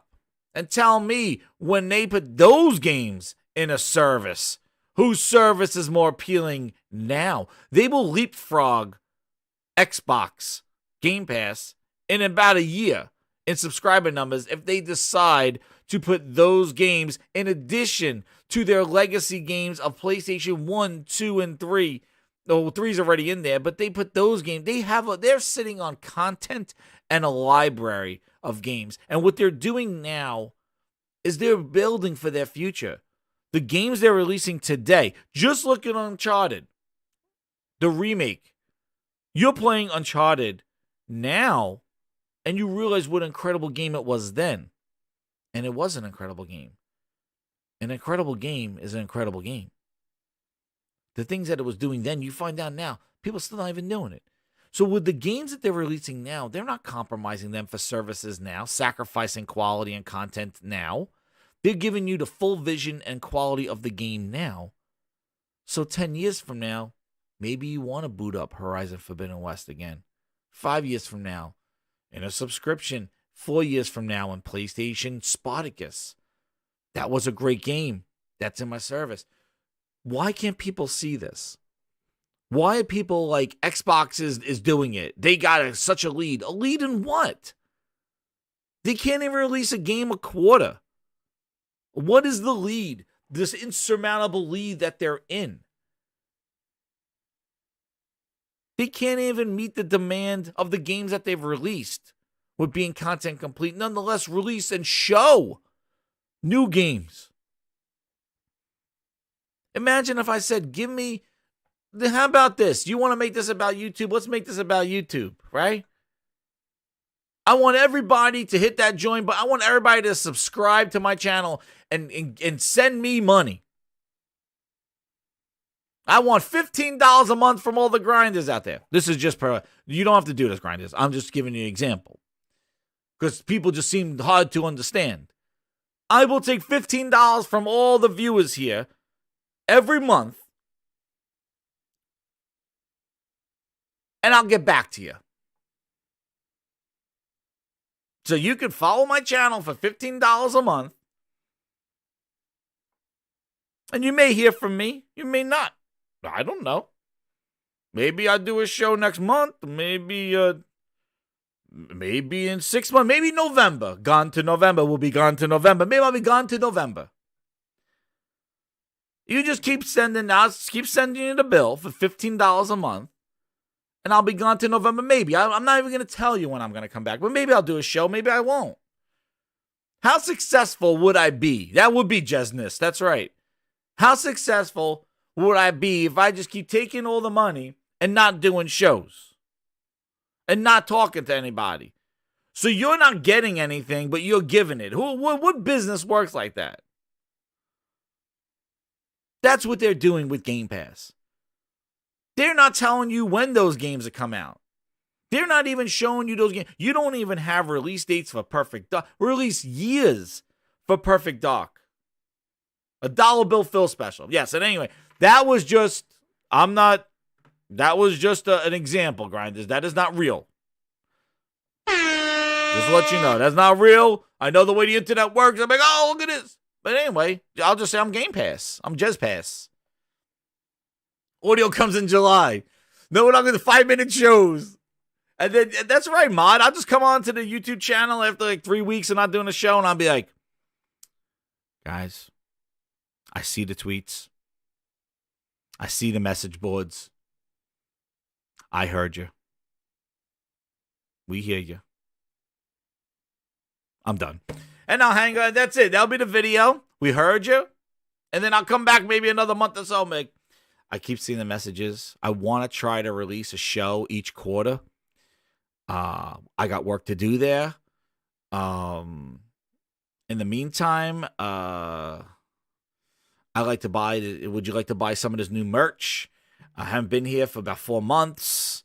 I got new shirts. I got some little gears that you can put on your keychains. Did I show you the merch store? I got this new refrigerator. So I heard you. I'm trying to get that. I got work to do. I'll be back. And 2 months later, I come on, like, I know you guys really, really like the fridge. The Grinds My Gears fridge. I got now the pajamas. I heard you. You want the pajamas. And all the chat's like, dude, I just want a Grinds My Gears show. I just want a show. Talk about something. I heard you. Did you see the new pajamas? I got some donuts. Grinds my gears donuts. I know you like those. I heard you. I'll be back in another month or so. It's a 2-minute show, guys. We were affected. I trying to release and you keep paying. You keep paying. That's what Game Pass is doing. Excuses upon excuses. And who would in their right mind continue to pay $15 for a channel that did that to you? That is for a YouTube. And man, now you're talking about gaming, your hobby, not a YouTube channel, your hobby. And tell me, your hobby, we're all gamers in here. I'll still get the praise game night. They love me. They love me. And then I'll win awards. Best YouTuber of the Year award. I'll be holding up. I accept this award up there. All my grinders. They subscribe to my channel. I delivered minimal content to them. They love the refrigerator and the keychains. I'll see you in November next year. I accept this award on YouTube. Thank you very much. Like, seriously. Who the hell, who would do this? I don't get it. Fernando. I give Fernando. Make those donuts. Fernando. Who would do that? But they're the ones we should be following. And then what? All the YouTube channels, we should do exactly what Grinds is doing. Just do a show where he says he heard you, talk about his merchandising, and then get back to them in November. That's what we're going to do. Viewer's choice. There'll be Grinds is back. Minimal content. Just the tip. Just the tip. If Frogs is the... Maniolas goes, if Frogs is the legendary Smilegate. Did I tell you about the legendary content? I got this legendary co-host. Legendary. Frogs. Smilegate. Seriously. Like, what the hell? Trend setting. Exactly. Don't follow. Follow what he did. Well, that's the model. That's the model they should say that we're following. Imagine if Microsoft or Xbox were releasing games that were of content and showmanship. Like, imagine. Then they got something to talk about. They are stumbling over themselves. They're handing off studios like a friggin' football. The initiative is goddamn quarter. Here you go, hand off to Crystal Dynamics. Don't put mutton chops and a mustache on Joanna. There's our message. Make whatever you want. Just don't put mustache and mutton chops on her like you did with the bootleg Avengers. Please. That's their tip. Don't bet on horses. That's it. I don't understand. I don't get it. But it's an insurmountable lead. Lead in what? He goes Game Pass subscribers, 25 million. Michael Pachter is talking about Game Pass like it just launched last week. Game Pass has been out for 5 years. They've been putting their first-party games in it since 2018. Game Pass didn't start up last week. He's out here talking about like, oh, Sony's over. He's like, and what he says in this quote is like, oh, they'll be behind, not in console sales. He specifies that because he knows Microsoft don't give a shit about console sales. He's like, not in console sales, but they're going to be behind in Game Pass subscribers. That's what he said. That's what Pachter said. Sony will be behind in Game Pass subscribers. 25 million in 5 years after putting their games in the service since 2018. Having to buy publishers to force people through Game Pass. And Sony is going to be so far behind. Sony could, I said this, flip the switch episode. If Sony and Nintendo just flip the switch and go, you know what? Put everything in Game Pass. Put everything in PlayStation Pass. Just the content alone. And I don't want that. I don't want that. Because as soon as Sony starts putting their premier franchises in a subscription day one, I'm concerned. Because now,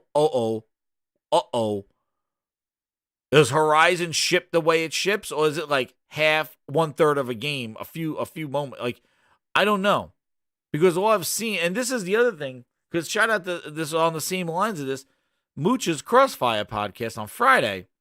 You listen to that one, Jeff Grubb came on and was kind of talking about the glass half empty versus glass half full. And Mooch basically, and that's right, Manuel, Xbox is on borrow time. But Mooch is basically like, well, wait a second. We have yet to see the benefits of Game Pass and what it's doing for games. Like, everybody's so quick to be like, this is the future. This is what it is.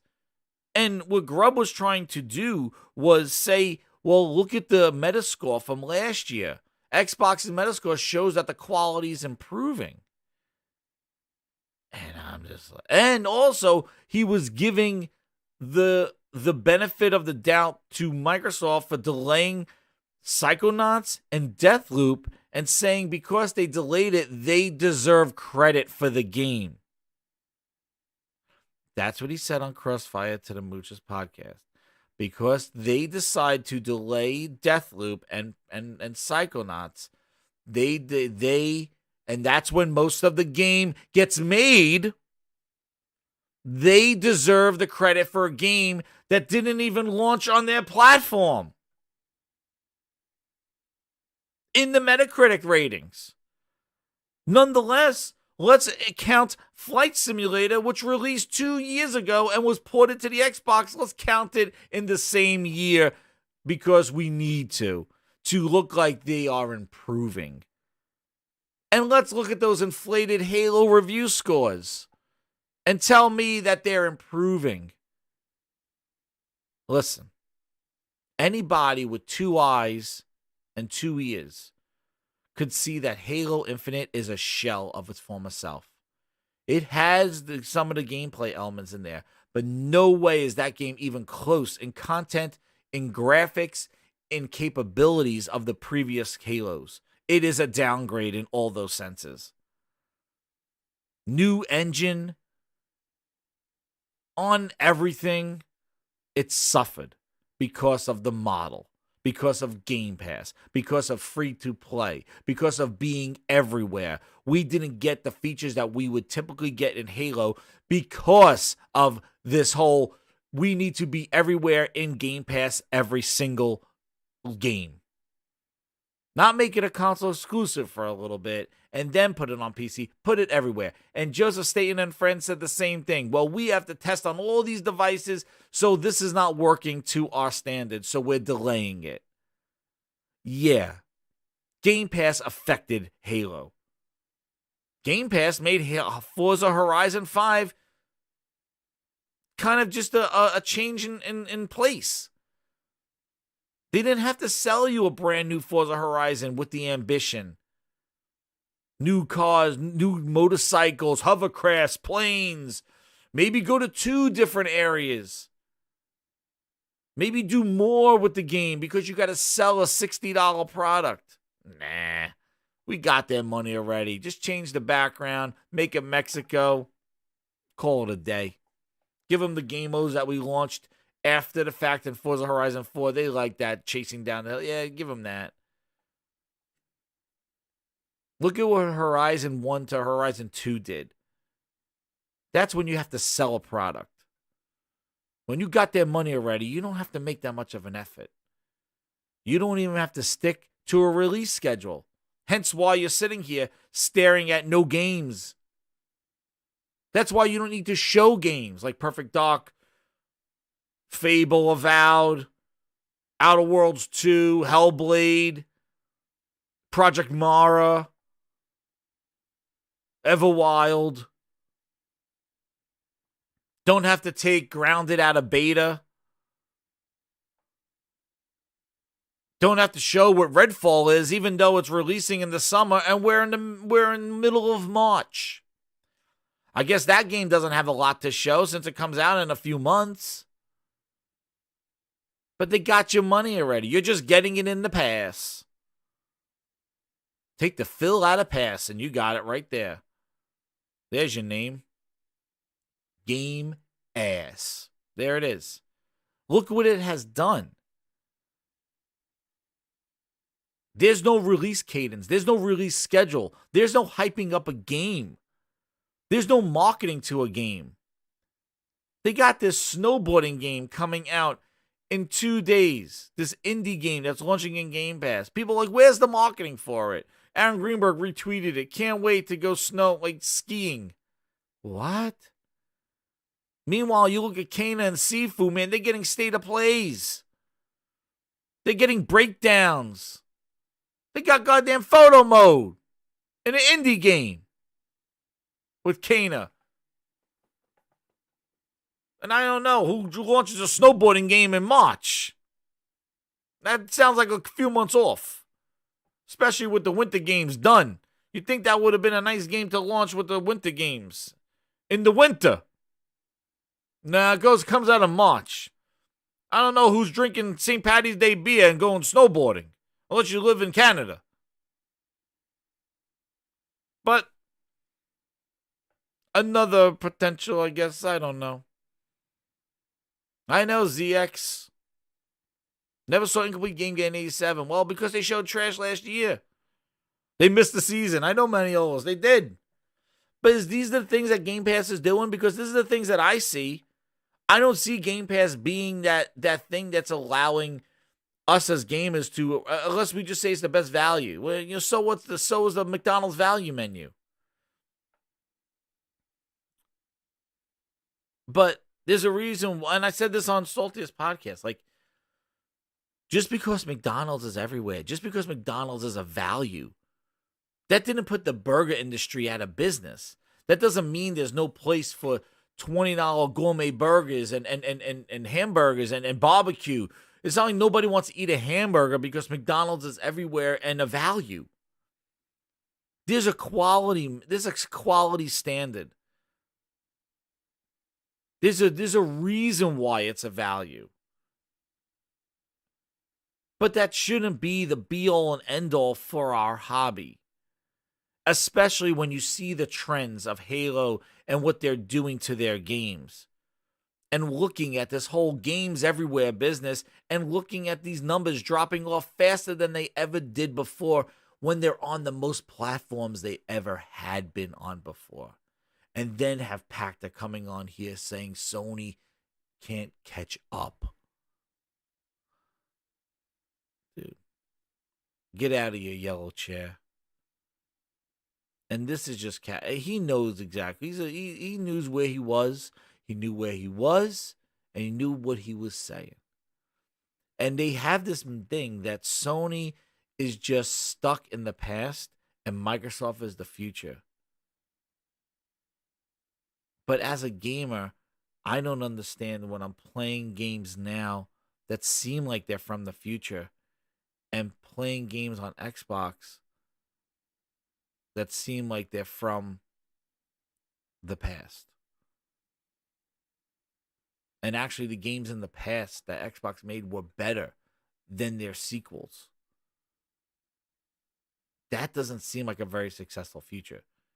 And that's where I just don't understand. Why is this call to arms to say that this is what we want as gamers? We don't want that. Subscription gaming can exist, but it does not have to compromise quality and content. And that's all I see on the Xbox side. I just see a lack of focus in bringing great games. Now, maybe Fable and Avowed and all these other things change your tune.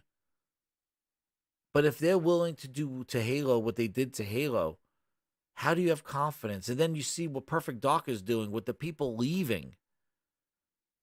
The initiative, people leaving, and that they're getting help from Crystal Dynamics. They own shit ton of studios and publishers.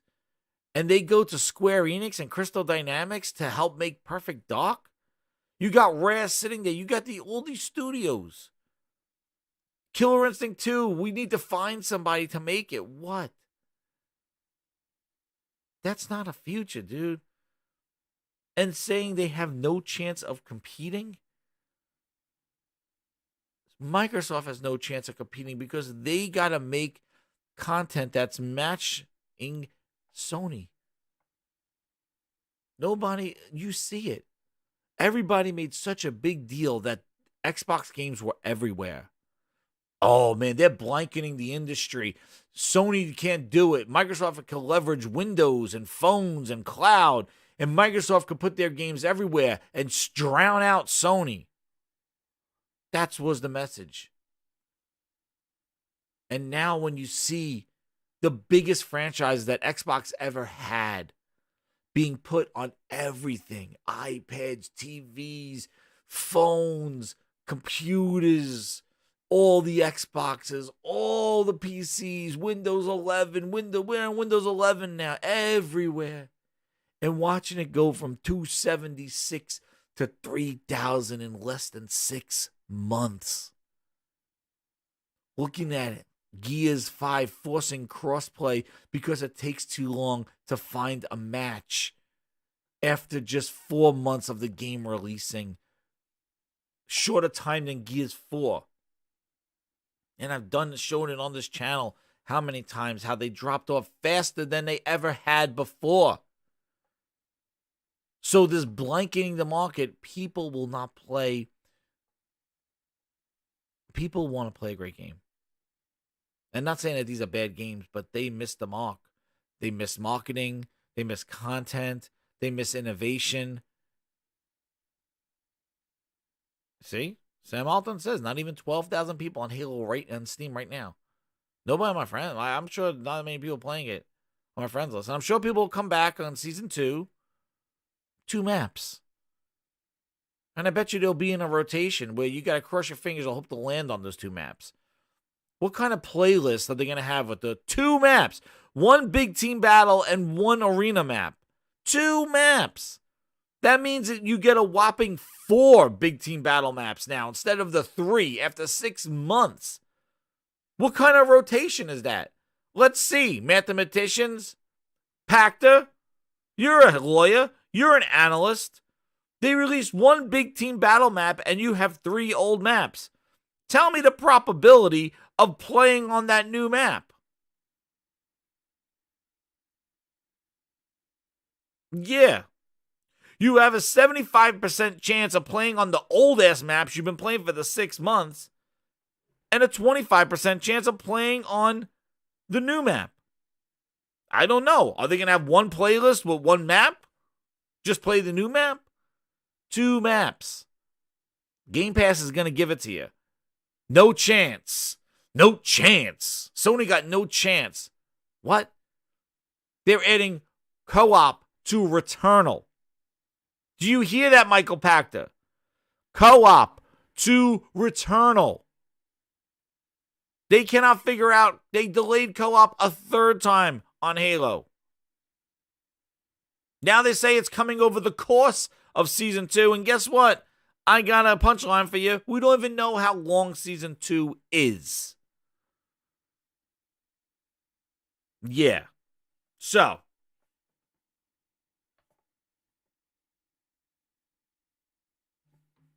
Sony, no chance. But he's talking 10, 15 years. He's talking about the console business.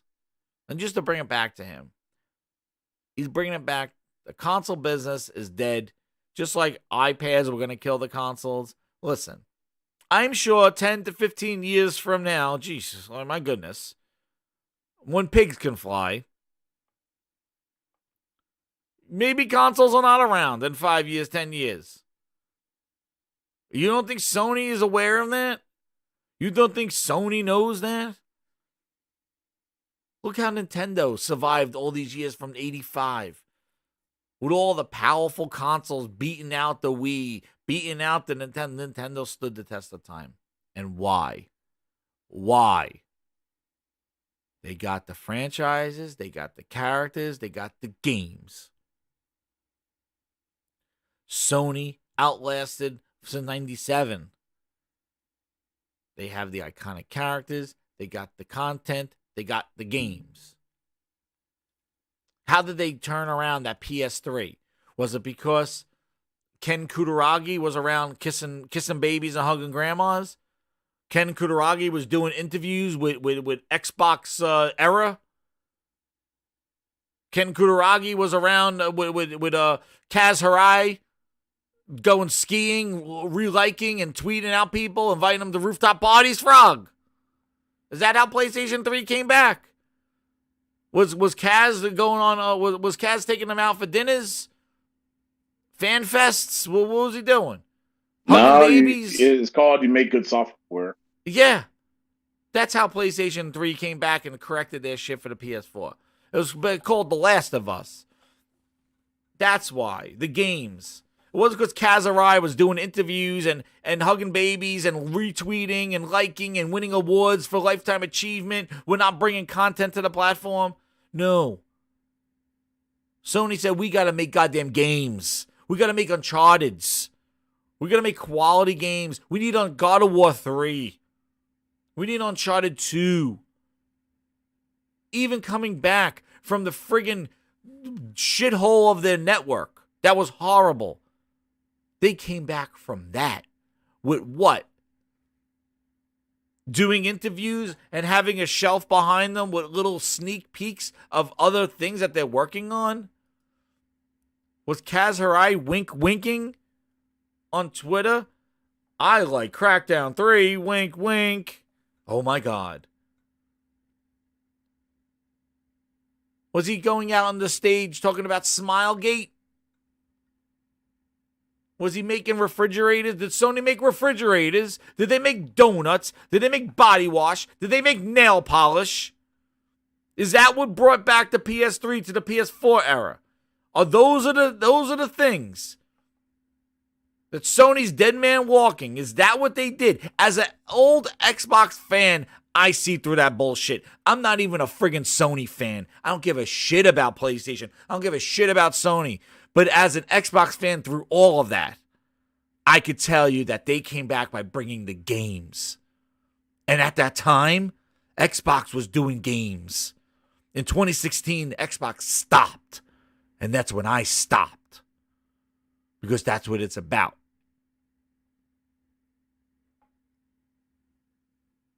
But that's the way the cookie crumbles. It's about the games. It's about the content, services, features, refrigerators, all that shit comes after. Microsoft's trying to run before they can walk. And they've been doing it for 5 years already. And I'm glad a lot of people are calling out the bullshit, but there's some people that just, I don't know. I don't know. I don't know what's going on. But anyway, this has been an epic show. And I want to thank everybody for coming out, hitting that like button, sharing it out, super chats, subscribers. Frog was just a hype man in this show.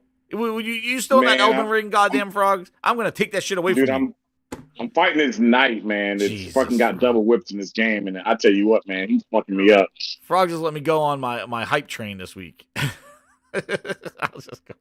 Dude, man, because I'm fighting this freaking NPC. He keeps killing me with the double whips. He's whooping my ass. Oh, man, he got you with the double whips. Oh, damn. Man. But he has a badass armor set, so I want it. Oh, thank you, everybody. I want to thank Frogs. You can follow him over on his Frog channel. You still streaming in the morning? Yo, yes. Getting back to streaming in the morning. Last week I didn't do a lot of streaming because there was a lot going on last week. But yeah, get back to hard streaming, Paul, in the morning. And we'll see how it goes, man. That's good. But yeah, definitely. All the Frogs over there. Follow him on the Twitters. He posted some gameplay there. You can follow me over on Twitter, Jez7780. And you can follow me here on this channel on the Grinds My Gears Grindhouse, where I'll be doing Grinds Gaming Bites later this week. And you be out on the lookout for those as stuff goes awry. But, man, this has been an epic show. I had to get a lot of stuff off my chest. There's been a lot of stuff going on. I wasn't able to do a show end of last week. It was busy time at work. So, but definitely want to roll that stuff out. And trust me, guys, that was just all hyperbole. I'm not going to turn this channel into Game Pass and not put content out. But I appreciate everyone's time. This is the most, I think it was the highest live view count. Incredible. I want to thank everybody. And again, if you want to support, you could be a VIP grinder and join Herman Holtz doing splits in the club and having access to awesome emojis and also sharing it out and just being here and chatting. But I want to appreciate everybody for the interaction and the support. And it's been a wild time, and I think, wow, you guys are incredible. Oh my goodness. I'm just looking at this thing. We hit over 120 likes. Holy crap. I don't think I ever hit that stuff a lot. Yo, thank you guys so much. I really appreciate it. And I appreciate you guys just listening to the Grindhouse. But man, it was wild times, and they just this media stuff. Again, it's not the fans. It's this media and corporate stuff that just you expect better out of it. And that's the problem. Tools, thank you very much. Hit that like button. Hit that subscribe button. We are out. Gaming Grindhouse is closed for another Monday night. Thank you again, everybody. Talk to you soon. See ya.